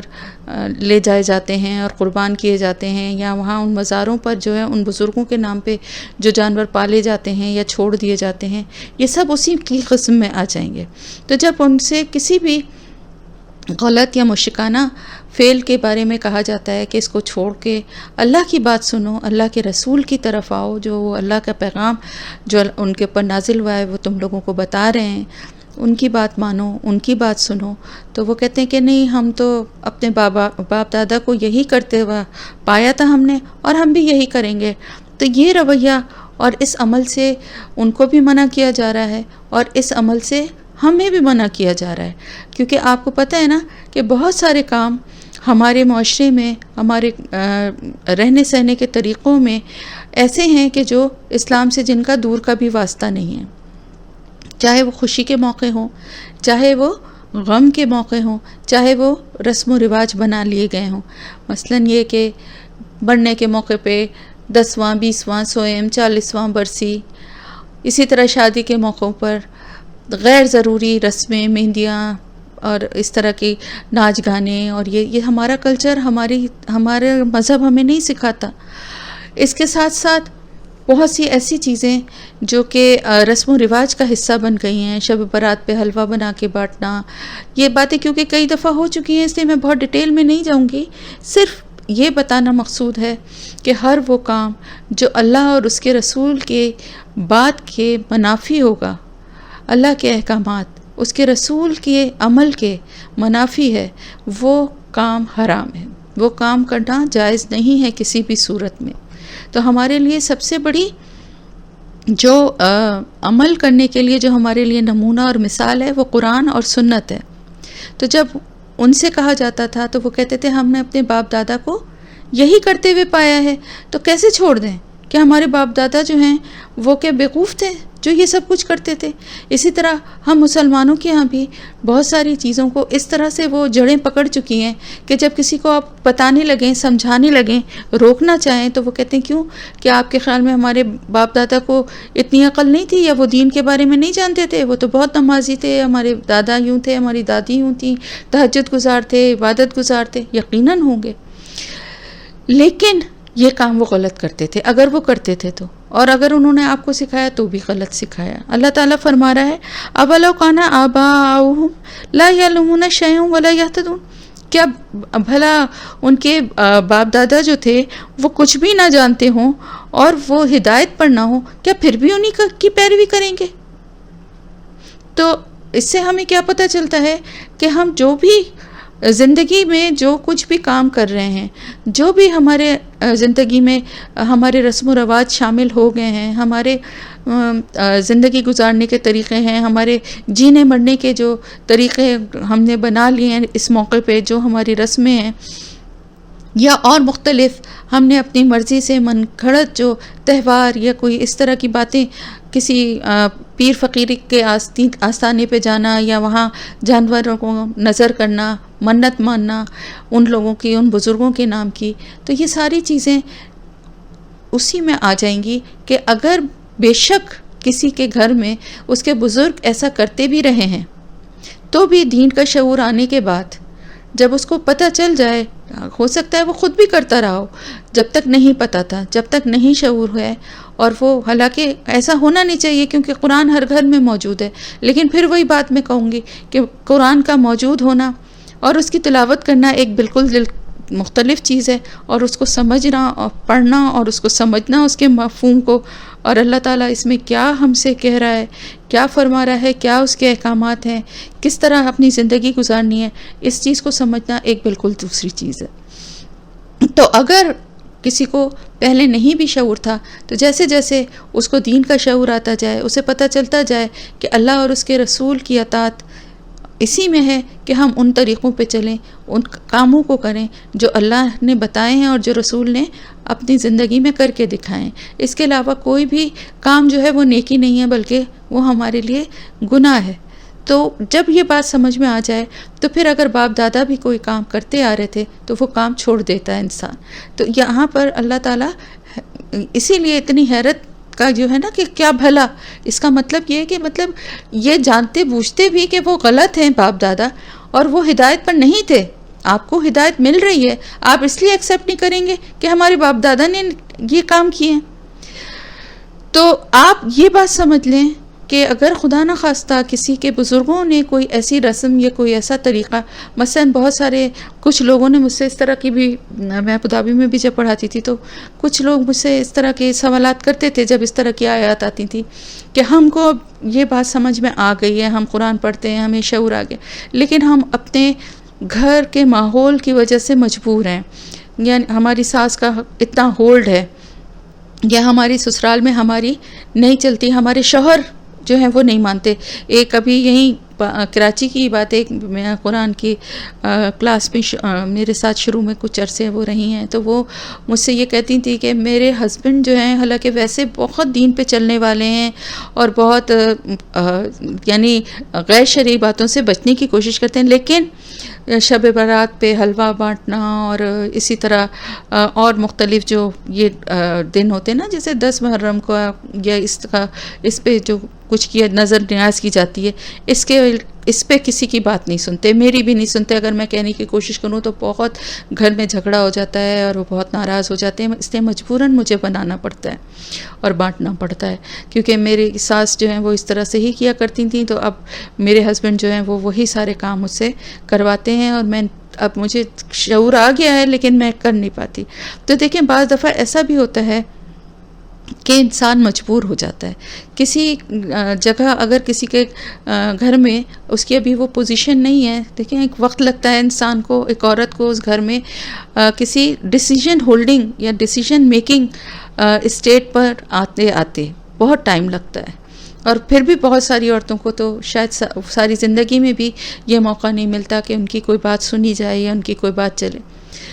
تو پھر وہ کیا کریں؟ تو دل سے تو دیکھیں نا، ایمان کا جو سب سے کمزور اور درجہ ہے وہ کیا ہے کہ برائی تو سمجھے، کم از کم دل سے ہی سمجھے۔ تو اگر وہ دل سے سمجھ رہی ہیں، لیکن ایسے حالات میں کہ اگر وہ دیکھتی ہیں کہ جھگڑا اتنا بڑھتا ہے کہ گھر خراب ہونے کا خطرہ ہے، یا ساس سے، سسر سے، یا جس کا بھی گھر میں ہولڈ ہے، ہسبینڈ سے، وہ اس طرح کا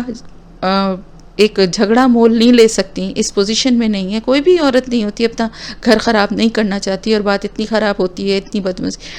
تو اس موقع پہ اس وقت نہ ٹوکیں۔ بعد میں جب آپ دیکھیں کہ آپ کے شوہر کا یا آپ کی ساس کا موڈ اچھا ہے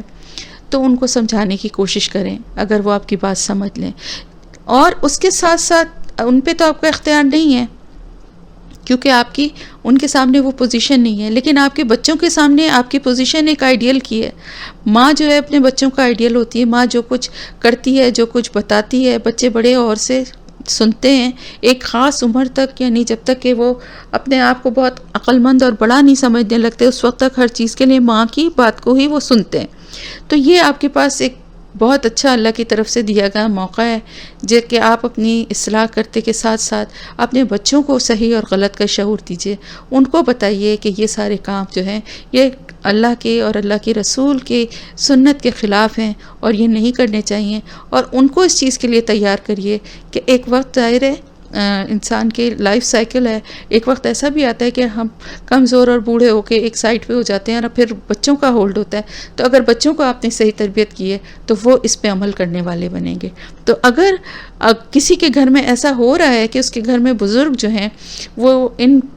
رسم و رواجوں یا ایسے طور طریقوں کو زبردستی فورسفلی ان کو اپلائی کروا رہے ہیں، تو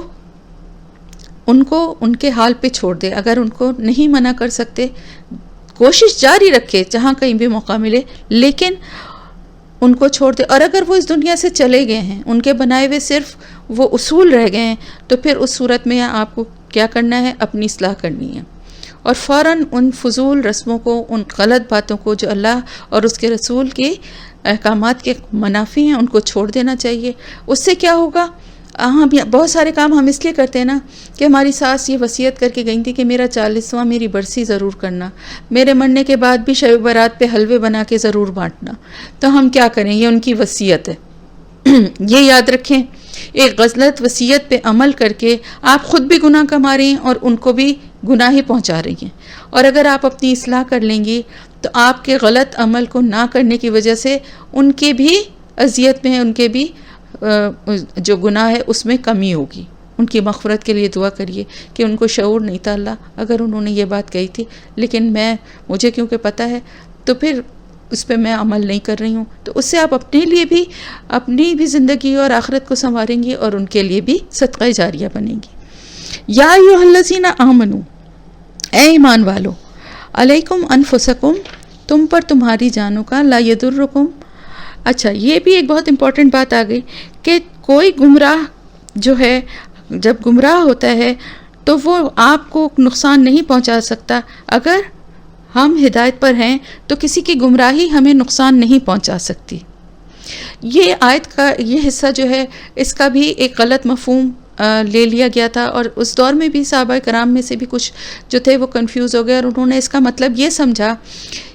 کہ شاید ہم صرف اپنے عمل کے ذمہ دار ہیں تو ہمیں اپنی نماز، روزے، نیکی، زکوٰۃ، صدقات جو بھی کرنا ہے اس کی فکر کرنی چاہیے. دوسرا کیا کر رہا ہے وہ اس کا معاملہ ہے، وہ اللہ کے آگے جواب دے. تو ہمیں کیا ہے، وہ جو مرضی کرتا رہے. آپ نے دیکھا ہوگا کچھ لوگوں کا ابھی بھی آپ کو ایسا رویہ نظر آتا ہوگا، خود نماز پڑھنے کے لیے اٹھتے ہیں لیکن کسی سے دوسرے سے نہیں کہتے، یا کسی کو، جیسے دوستوں میں تو بے تکلفی ہوتی ہے نا، کوئی نماز پڑھنے اٹھ رہا ہے تو چلو بھئی اب نماز کا ٹائم ہو گیا، چلو نماز اٹھ کے پڑھتے ہیں، لیکن خاموشی سے اٹھ کے جا کے اپنی نماز پڑھ لیتے ہیں. یا اسی طرح کوئی بھی نیکی کا کام، خود اچھے کام کر رہے ہیں، نیکی کے کام کر رہے ہیں، اس سے کوئی غرض نہیں کہ بچے کیا کر رہے ہیں، بچے نماز پڑھتے ہیں کہ نہیں پڑھتے ہیں، گھر میں باقی لوگوں کا کیا ہے. اپنے ملنے جلنے والے دوستوں میں سے اگر کسی کو کوئی غلط کام بھی کرتا ہوا دیکھتے ہیں تو کوئی اس کو کی اصلاح کی کوشش نہیں کرتے. تو دیکھیں، ایک مسلمان جو ہے نا، امر بالمعروف و نہی عن المنکر، یہ ایک مسلمان کی ڈیوٹی ہے کہ نیک کام بھی کرے اور برائی کو ہوتا ہوا دیکھے تو روکے. آپ صلی اللہ علیہ وسلم نے فرمایا کہ مسلمان کا یہ فرض ہے کہ وہ اپنے دوسرے مسلمان بھائی کو،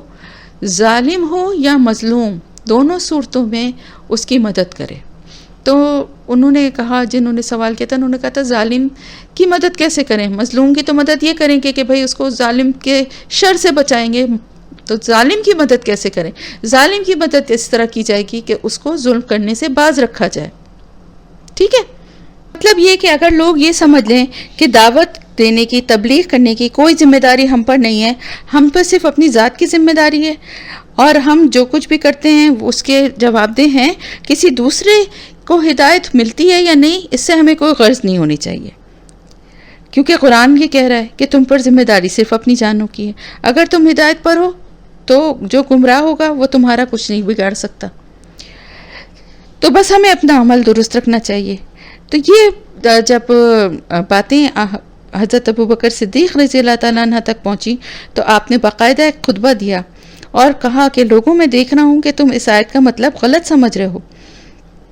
اس کا مطلب، اصل مطلب یہ ہے کہ تمہاری ساری تبلیغ، دعوت، کوشش، امر بالمعروف اور نہی عن المنکر کی پوری کوشش کے باوجود بھی اگر کوئی شخص گمراہ رہتا ہے تو اس کا تم پر کوئی وبال نہیں، جیسا کہ آپ صلی اللہ علیہ وسلم سے بھی اللہ تعالیٰ نے فرمایا تھا نا کہ آپ کا کام صرف پیغام کو پہنچا دینا ہے، کون ایمان لاتا ہے یا نہیں اس کے بارے میں آپ سے سوال نہیں ہوگا، کسی بھی رسول سے نہیں ہوگا۔ تو آپ صلی اللہ علیہ وسلم صرف اللہ کے پیغام کو لوگوں تک پہنچانے والے، انہیں گناہ اور برائی کی زندگی سے ہدایت کی طرف، روشنی کی طرف لے کر آنے والے، آپ کا کام صرف یہ تھا۔ اب اس میں کون اس بات پہ عمل کرتا ہے، ہدایت کو قبول کرتا ہے اور کون نہیں کرتا ہے، یہ اس کی اپنی چوائس ہے، پھر وہ زبردستی نہیں ہو سکتی۔ قرآن میں یہ بھی آیا نا آپ صلی اللہ علیہ وسلم کے لیے کہ آپ ان پہ نگراں یا دروغہ بنا کے نہیں بھیجے گئے،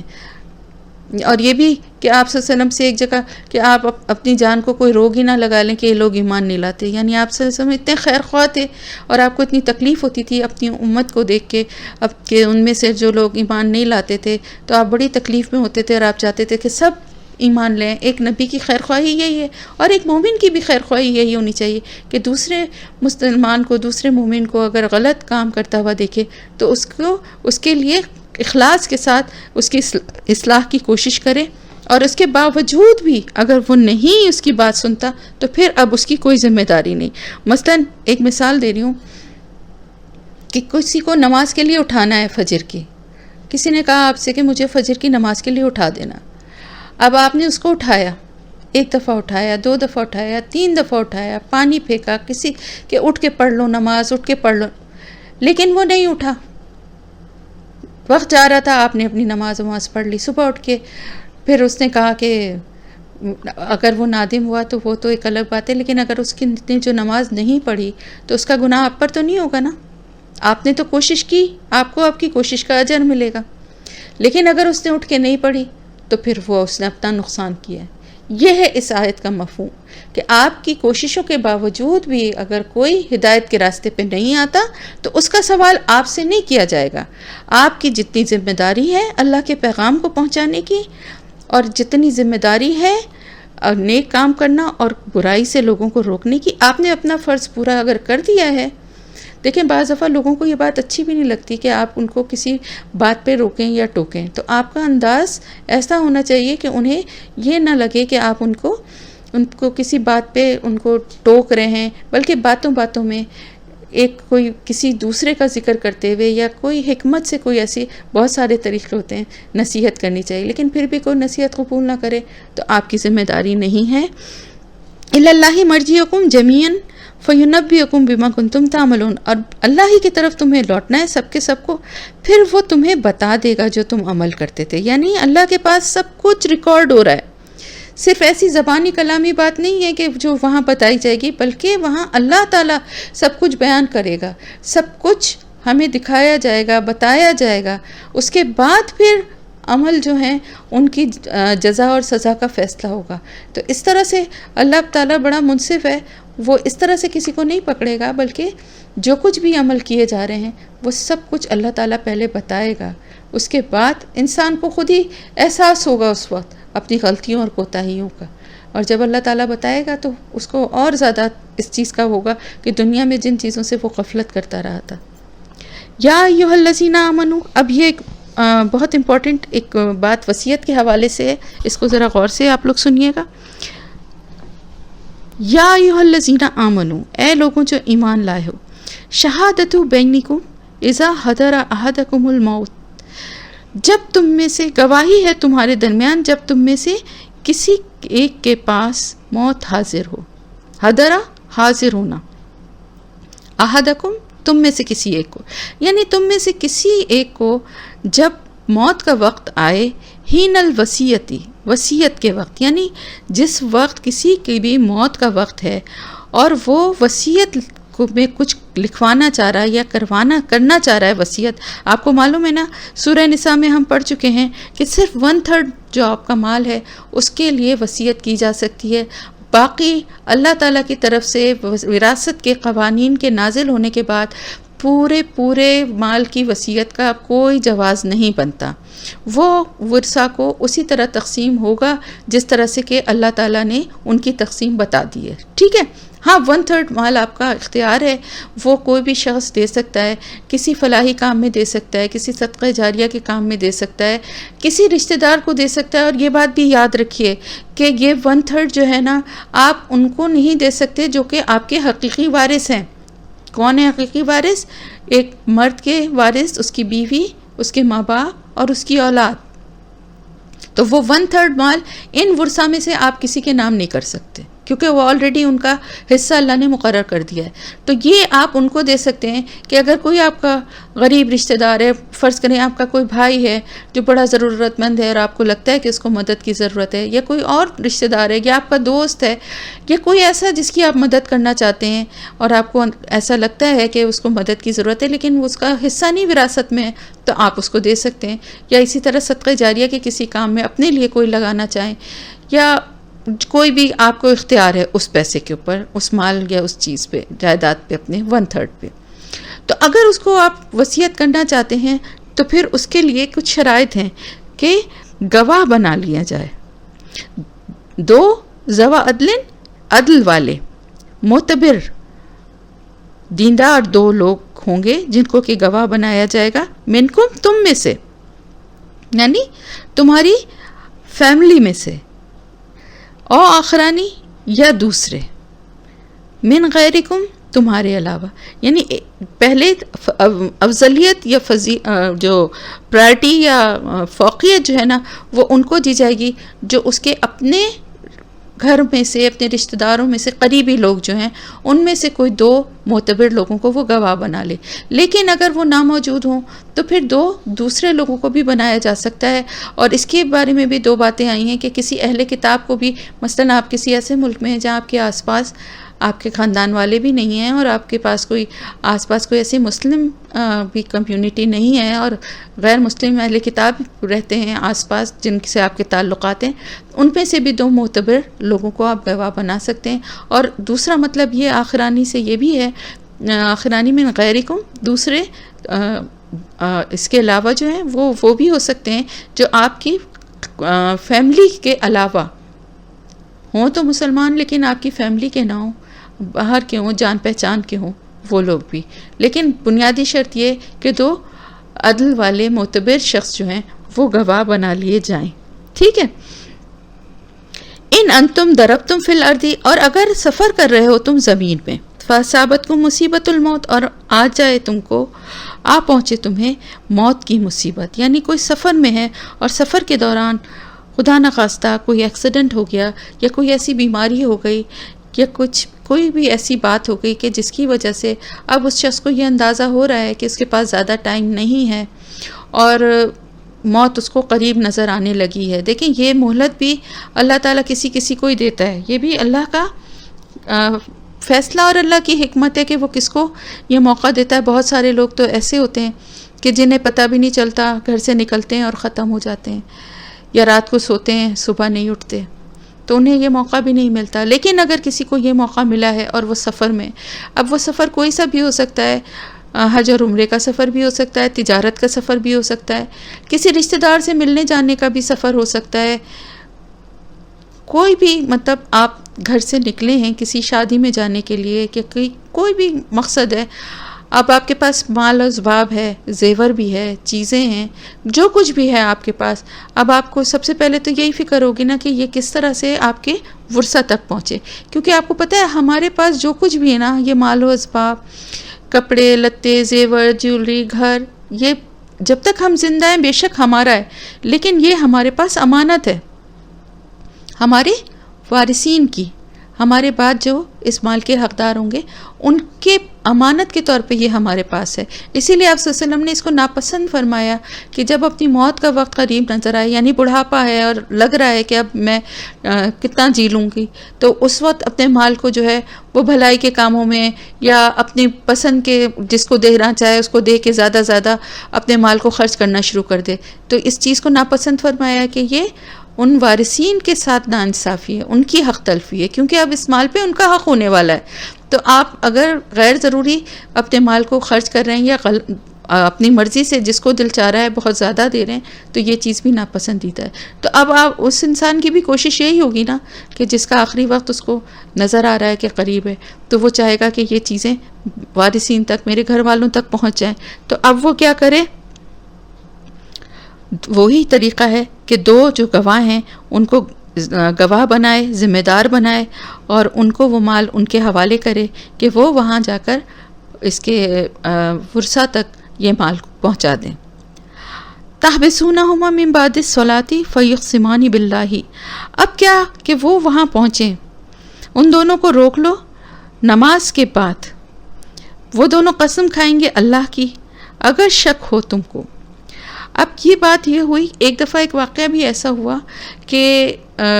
کسی کا سامان اسباب مال تھا، تجارت کے سفر پہ تھا، اور وہ شخص مرنے سے پہلے دو لوگوں کو جو ہے ذمہ دار بنا کے، دو بنائے بھی اسی لیے جاتے ہیں کہ دو کی موجودگی میں جو ہے وہ کوئی بےمانی یا کرنے کے چانسز اور کم ہو جاتے ہیں کہ ایک اگر کوئی ارادہ دل میں برا لائے گا بھی تو دوسرے کی وجہ سے وہ رک جائے گا. تو ہوا کہ وہ سامان جب لے کر آئے تو اس میں کچھ چیزیں ایسی تھیں جو کم تھیں. وہ ان لوگوں نے وہاں اپنے خود ہی ڈیسائیڈ کر کے کہ اس کو بیچ کے اس کے پیسے آپس میں ڈیوائیڈ کر لیے تھے.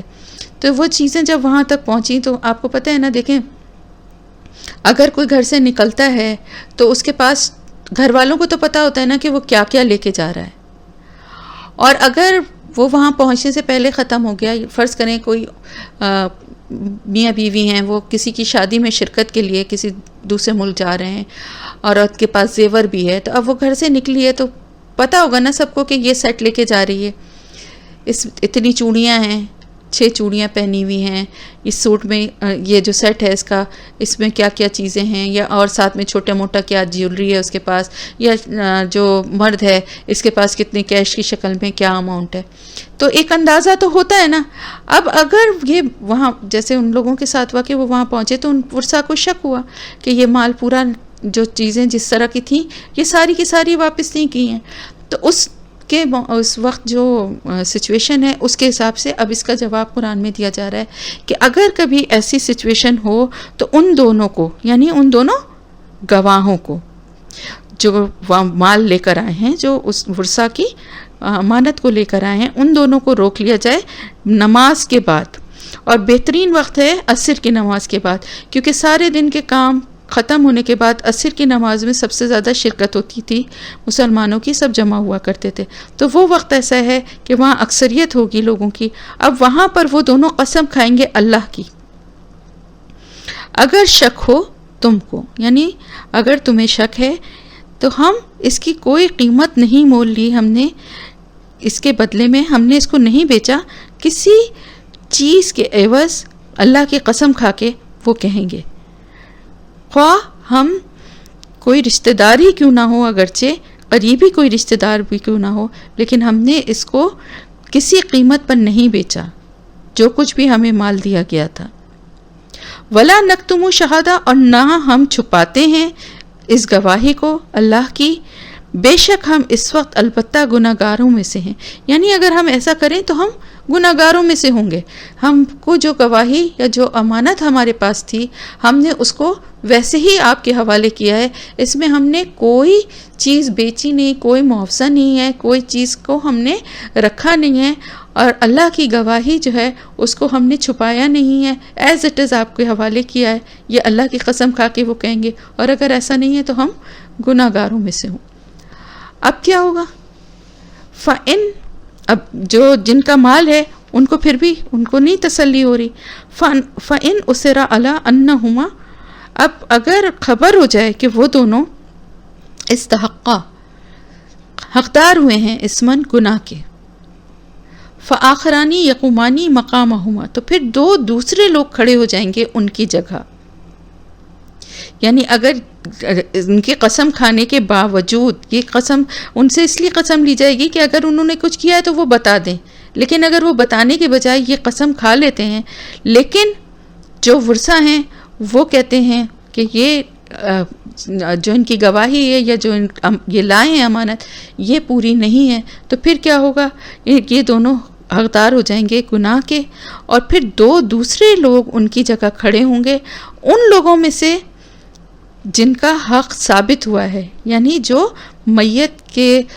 ورثہ تھے نا، ان میں سے سب سے زیادہ جو قریبی، یعنی جیسے باپ اگر تھا تو اس کے بیٹے جو ہیں وہ کھڑے ہو جائیں گے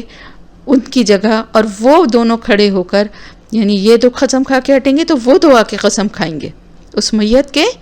قریبی جو ہوں گے، اور وہ یہ قسم کھائیں گے اللہ کی کہ ہماری گواہی زیادہ سچی ہے ان دونوں کی گواہی سے، اور ہم نے کوئی زیادتی نہیں کی۔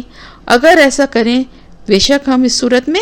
البتہ ظالموں میں سے ہوں گے۔ آپ کو کچھ یہ قسموں کی یہ سچویشن سے کچھ یاد آ رہا ہے؟ سورہ نور کی جب ہم نے تفسیر کی تھی تو لعن کا جو قانون ہے اس میں بھی یہی تھا نا کہ پہلے جو الزام لگا رہا ہے وہ قسم کھائے گا، اور پھر اپنی صفائی میں دوسرا فریق جو ہے وہ قسم کھائے گا۔ تو اسی طرح ایگزیکٹلی یہاں پر بھی ان کے قسم کھانے کے بعد جو اس کے میت کے جو ورثہ ہیں ان میں سے جو قریبی ہیں وہ دو کھڑے ہوں گے اور وہ بھی قسم کھائیں گے، اور ان دونوں کی قسم کھانے کے بعد کیا ہوگا؟ ذالک ادنیٰ ان یاتوا بالشہادۃ، یہ زیادہ قریب ہے کہ وہ لائیں گواہی کو علی وجہہا، صحیح طریقے سے اس کے یعنی فیس ٹو فیس، وجہہا چہرے پہ، صحیح رخ پہ، صحیح طریقے سے۔ اب ان کی بات سے، ان کی گواہی سے یہ بات جو ہے اور کلیئر ہو جائے گی، اور یخافو، اور اس سے یہ بھی ہوگا کہ جب وہ بھی اللہ کی قسم اس طرح سے کھائیں گے تو اس کا بھی خوف دل میں ہوگا نا۔ اب ایک طریقہ کار پتہ ہے، اب کسی نے کوئی مال کو رکھنے یا کوئی اس میں دل میں بےمانی آئی تو وہ پہلے کیا سوچے گا؟ وہ یہ سوچے گا کہ اگر ایسا ہوا تو سب سے پہلے مجھے مسجد میں جا کے اللہ کی قسم کھانی پڑے گی جھوٹی، پھر میرے اوپر ان ورثہ کی طرف سے بھی میرے اوپر قسم پڑے گی، اور پھر اس خوف کی وجہ سے بھی یخافو یعنی وہ ڈریں گے، ان تردہ ایمان، کہ ہماری قسم رد کر دی جائے گی بعد ایمانہم، کیونکہ ورثہ کی قسم کے بعد ان کی قسم کی کوئی ویلیو نہیں رہے گی، ان کی قسم جو ہے وہ کینسل ہو جائے گی، ان کی قسم کی کوئی اہمیت نہیں ہے، اور ورثہ کی قسم کی جو ہے وہ اہمیت ہوگی اور ان کی بات کو مانا جائے گا۔ واتقوا اللہ، اور ڈرو اللہ سے، واسمعوا، اور سنو، یعنی یہ ساری بات بتانے کا مقصد کیا ہے کہ اللہ کا خوف دل میں رکھو، تھوڑے مال کے پیچھے، تھوڑی چیزوں کے پیچھے اس قسم کی امانت میں خیانت نہ کرو، اللہ کا خوف دل میں رکھو، اور سنو واللہ لا یہدی القوم الفاسقین، کہ اللہ تعالیٰ نافرمان قوم کو، نافرمان لوگوں کو جو اللہ کے احکامات کو کی حکم عدولی کرتے ہیں ان کو پھر اللہ ہدایت بھی نہیں دیتا۔ اس کو معمولی بات نہ سمجھو کہ اللہ کے احکامات کی نافرمانی کرنا کوئی معمولی بات نہیں ہے، پھر ایسے لوگ ہمیشہ کے لیے اللہ کی ہدایت سے بھی محروم ہو جاتے ہیں، اللہ یہ کہ وہ تائب ہوں اور اپنے گناہ کی توبہ کریں۔ یوم یجمع اللہ الرسول، اب یہاں سے موضوع چینج ہو رہا ہے، جس دن جمع کرے گا اللہ رسولوں کو، فیقولو، پھر وہ کہے گا، ماذا اجبتم، کیا کچھ جواب ملا تمہیں، یعنی رسولوں سے اللہ تعالیٰ یہ سوال کرے گا جب سارے رسول جمع ہوں گے تو ان سے یہ سوال کیا جائے گا کہ تمہیں کیا جواب ملا تھا جب تم دین کی تبلیغ اور دعوت دے رہے تھے، تو لوگوں نے تمہیں کیا جواب دیا تھا؟ تو وہ کہیں گے قالوا لا علم لنا، وہ کہیں گے ہمیں کچھ اس کا علم نہیں ہے۔ سارے رسول ہوں گے اس وقت حاضر۔ سب سے پہلے آپ کو پتہ ہے نا کہ جیسا کہ میں نے بتایا تھا کہ رسول اللہ صلی اللہ علیہ وسلم کی گواہی پھر اس پوری امت کی گواہی ہوگی۔ آپ صلی اللہ علیہ وسلم نے اسی لیے اپنے آخری خطبے میں جو ہے کہا تھا کہ لوگوں سے پوچھا تھا کہ کیا میں نے اپنا پیغام پہنچا دیا، اپنی ذمہ داری پوری کر لی؟ تو انہوں نے سب نے کہا تھا کہ ہاں آپ نے اپنی ذمہ داری پوری کر دی، آپ نے انگلی شہادت کی آسمان کی طرف اٹھا کے اللہ کو گواہ بنایا تھا۔ تو اسی طرح سارے رسول وہاں جمع ہوں گے اور ان سب سے یہی سوال کیا جائے گا کہ تمہیں کیا جواب ملا تھا تمہاری دعوت کا۔ یہاں پر اجب تم سے یہ بھی مراد ہے کہ تمہاری زندگی میں بھی اور تمہاری موت کے بعد بھی لوگوں نے تمہاری دعوت کا کیا کیا، کس طرح سے عمل کیا یا نہیں کیا۔ تو ظاہر ہے اپنی موت کے بعد کی تو ان کو کوئی خبر ہی نہیں ہوگی نا کہ اس کے بعد دنیا میں کیا ہوا۔ اپنی زندگی میں ہی جس طرح سے ان کی تکذیب کی گئی یا ان کو جھٹلایا گیا یا ان کی بات کو رد کیا گیا، یہ ساری باتیں بھی گو کہ انہیں پتہ ہوں گی، لیکن اس کے باوجود اللہ کے سامنے ادب کا تقاضا دیکھیں، جس کو جو بادب لوگ ہوتے ہیں نا، وہ اپنے سے بڑوں کے سامنے ایک قاعدہ، ایک طریقہ تھا، ایک کچھ اچھی رسم و رواج تھے ہمارے تہذیب کے، جو کہ وقت کے ساتھ ساتھ ختم ہوتے جا رہے ہیں، کہ بڑوں کے سامنے زبان نہیں چلاتے تھے، منہ نہیں کھولتے تھے، بات پتہ بھی ہوتی تھی لیکن چپ ہوتے تھے اور ان کو بولنے دیتے تھے۔ آج کل کے بچوں میں آہستہ آہستہ یہ چیز ختم ہوتی جا رہی ہے، اور وہ بڑوں کے بولنے سے پہلے ہی خود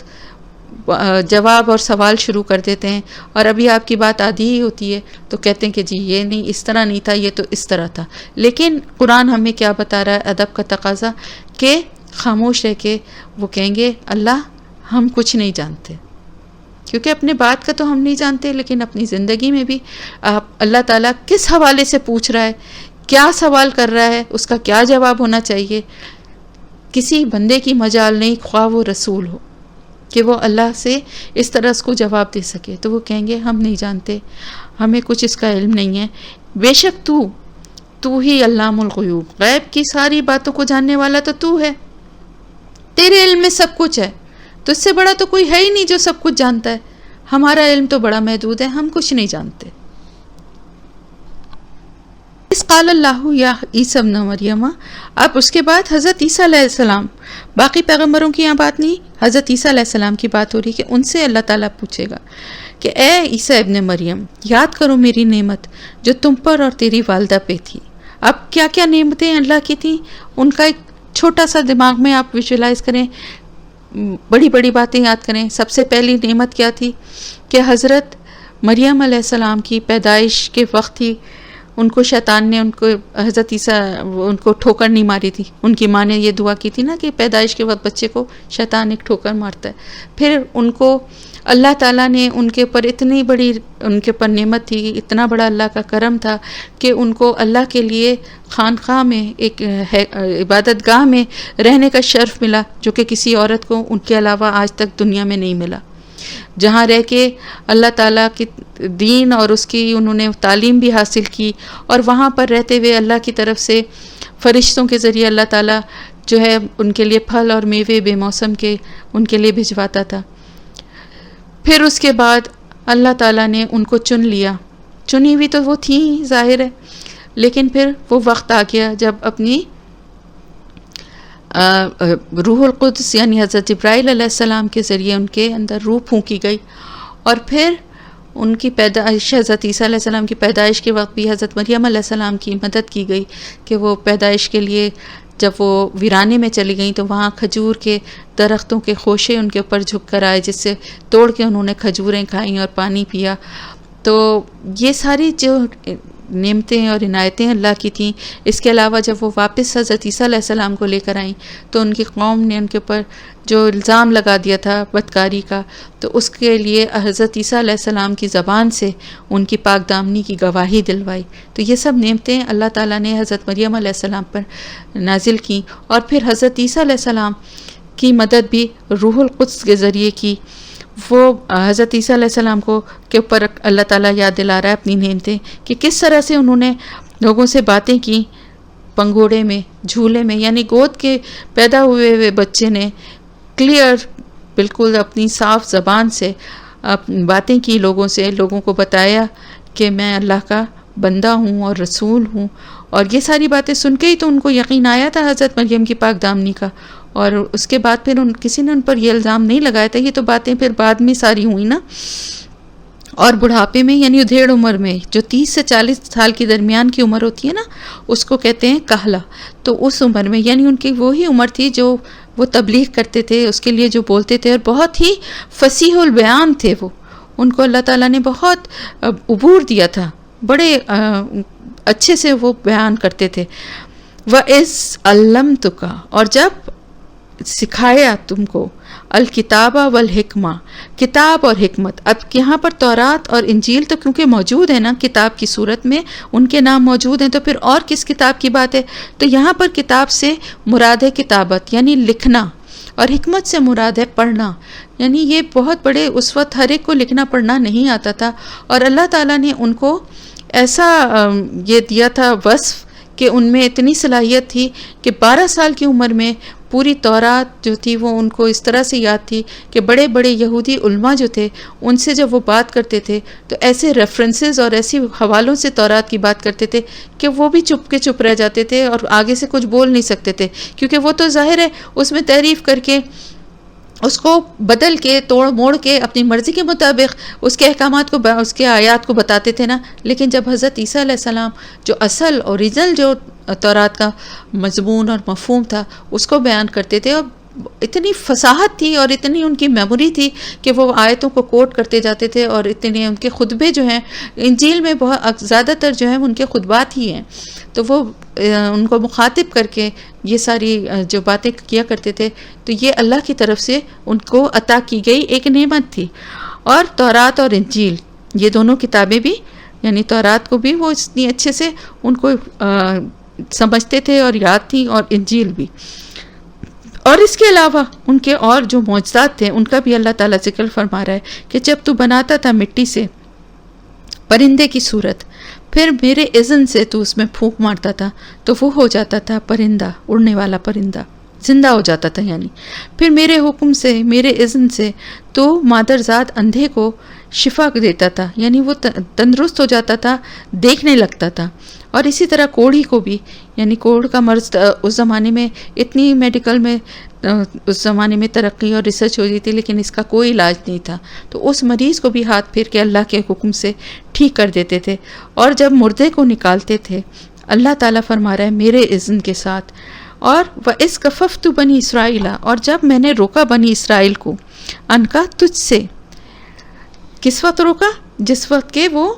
ان کو سولی پہ چڑھا رہے تھے، ان کو سولی پہ چڑھانے کا انہوں نے پورا ارادہ اور پورا منصوبہ بنا لیا تھا۔ اِذْ جِئْتُهُم بِالْبَيِّنَاتِ، جب تو ان کے پاس کھلی نشانیوں کے ساتھ آئے، یعنی فَقَالَ الَّذِينَ كَفَرُوا، تو جن لوگوں نے کفر کیا ان میں سے، انہوں نے کہا یہ تو صرف جادو ہے، کھلا ہوا جادو ہے۔ یعنی جب کچھ بن نہیں پڑتا کافروں سے، مشرکین سے، ایمان نہ لانے والوں سے، جب کچھ بن نہیں پڑتا اور اللہ کے کلام کا کوئی جواب نہیں دے سکتے، اللہ کے ان معجزات کا جو اللہ تعالیٰ نے یہ معجزات دکھائے نا ان کے ذریعے سے، یہ کھلی ہوئی نشانیاں کیا ہیں؟ یہ معجزات تھے۔ جب جئتہم یعنی تم لے کر آئے ان کے پاس یہ ساری نشانیاں کھلی ہوئی، روشن، واضح، تو اس کو دیکھ کے بجائے اس کے کہ حق کو قبول کرتے اور اللہ کے آگے جھک جاتے، انہوں نے ڈھیٹ بن کے کہا کہ یہ تو کچھ بھی نہیں ہے، یہ تو سارا جادو ہے، نظر کا فریب ہے، دھوکہ ہے۔ حالانکہ اپنی آنکھوں سے دیکھ رہے تھے مردے کو زندہ ہوتے ہوئے، اپنی آنکھوں سے دیکھ رہے تھے کہ ایک کوڑھی، ایک مادرزاد اندھا، یعنی جو پیدائشی، جس کی آنکھیں میں کوئی پتلیاں اور کوئی چیز ہے ہی نہیں، وہ بھی دیکھنے کے قابل ہو گیا اللہ کے حکم سے، ان کے ہاتھ پھیرنے سے۔ تو یہ تو بڑی کھلی ہوئی نشانیاں تھیں نا، لیکن جس کو ایمان نہیں لانا، جو کفر کے ہی راستے پہ چل رہا ہے، تو وہ تو پھر کیا کہتا تھا کہ ان سب معجزات کو دیکھ کے بھی وہ کہتے تھے کہ یہ کھلا ہوا جادو ہے، یہ تو یہ کوئی معجزات نہیں ہے، یہ کوئی اللہ کے رسول نہیں ہے، جھٹلاتے تھے، جو کہ بنی اسرائیل کا خاصہ تھا۔ وَإِذْ أَوْحَيْتُ إِلَى الْحَوَارِيِّينَ، اور جب وحی ڈالی، وحی کی حواریوں کی طرف اللہ تعالیٰ نے، یہاں پر وحی جو ہے نا یہ اس مفہوم میں نہیں آئی ہے، یعنی وحی تو رسولوں پہ ہی آتی ہے، نازل ہوتی ہے، لیکن رسولوں کے علاوہ بھی جو اللہ کی طرف سے الہام ہوتا ہے، یہاں پر اس الہام کے لیے وحی کا لفظ استعمال ہو رہا ہے۔ جیسے شہد کی مکھی، ابھی سورہ نحل آپ پڑھیں گے تو شہد کی مکھی کے لیے بھی اللہ تعالیٰ فرماتا ہے کہ ان کو وحی کی جاتی ہے شہد بناتے ہوئے۔ تو اسی طرح سے ان حواریوں کے دل میں بھی وحی سے مراد ہے کہ یہ اللہ کی طرف سے ایک الہام، اللہ کی طرف سے ایک ان کی حضرت عیسیٰ علیہ السلام کی مدد اور ان کے ساتھ دینے کا ایک خیال اللہ نے ان کے دل میں ڈالا۔ یہ اللہ کی بہت بڑی، یہ بھی ان پر رحمت تھی کہ ان کا ساتھ دینے کے لیے کچھ لوگوں کو، کیونکہ پوری قوم بنی اسرائیل میں آئے تھے نا، اور پوری بنی اسرائیل کی قوم آپ کو پتہ ہے کس قدر کیا ان کا رویہ ہوتا تھا کسی رسول کے آنے پہ، تو سب کے سب آپ کے مخالف اور دشمن بن گئے تھے۔ صرف آپ کے 12 جو تھے نا ساتھی، آپ کو حیرت ہوگی، 12 حواری تھے حضرت عیسیٰ علیہ السلام کے، ان کے پورے تبلیغ کے دوران صرف 12، حواری ایکچولی کہتے ہیں جو ساتھی ہوتے ہیں، جیسے آپ صلی اللہ علیہ وسلم کے ساتھی جو تھے ان کو صحابہ کہا جاتا ہے نا، اسی طرح حضرت عیسیٰ علیہ السلام کے ساتھیوں کو حواری کہا جاتا ہے. تو وہ حواریوں کو اللہ تعالیٰ نے ان کے دل میں اتنا ڈالا تھا کہ انہوں نے دین کو اور حق کو قبول کیا اور کہا آمنو بی و برسولی، ایمان لاؤ مجھ پر اور میرے رسول پر. قالو، تو انہوں نے کہا آمنا، یعنی جب ان کے دل میں یہ اللہ نے ڈالا کہ مجھ پر ایمان لاؤ اور میرے رسول پر بھی ایمان لاؤ، تو انہوں نے کہا ہم ایمان لائے اور آپ گواہ رہیں کہ بے شک ہم مسلمان ہیں. یعنی انہوں نے اسلام قبول کر لیا، ان کے دل نے اسلام کی سچائی کو قبول کر لیا اور انہوں نے کہا کہ ہم اسلام لے آئے ہیں. اس قال الحواریون، اب ایمان لانے کے بعد ان حواریوں نے حضرت عیسیٰ علیہ السلام سے فوراً ہی مطالبہ شروع کر دیا، کیونکہ تھے تو وہی بنی اسرائیل، اور بنی اسرائیل کا کیا کام تھا؟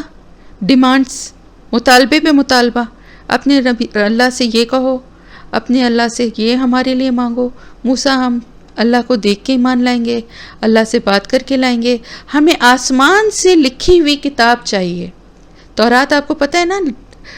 اس کی جو پتھر کی سلیں تھیں جن کے اوپر وہ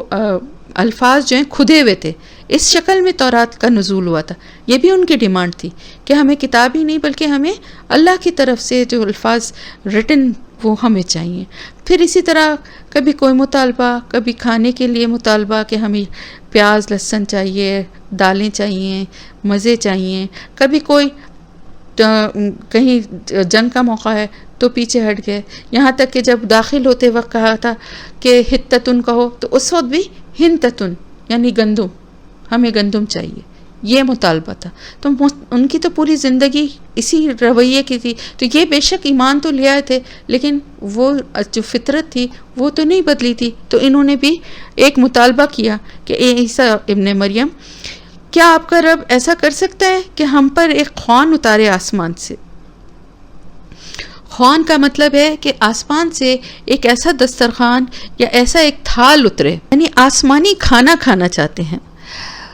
اصل میں تھے تو بنی اسرائیل کے اور انہی لوگوں کے بچے تھے جن کے اوپر من و سلوہ نازل ہوا تھا، اسی نسل سے تھے، چلے آ رہے تھے. اور تورات میں ظاہر پڑھا بھی ہوا ہوگا کہ کس طرح سے اللہ نے آسمان سے ان کے لیے من و سلوہ نازل کیا تھا. تو دل میں یہ بھی ایک خواہش ہوگی کہ ہمارے لیے بھی اللہ تعالیٰ کی طرف سے، ہم بھی تو رسول کی ماننے والے ہیں، تو ان کے لیے اگر تھا تو ہمارے لیے بھی جو ہے آسمان سے کچھ ایسا ہی ایک خوان یا ایک تھال ایسا اترے جس میں آسمانی غذائیں موجود ہوں جنہیں ہم کھائیں. قالت اتقوا اللہ ان کنتم مؤمنین،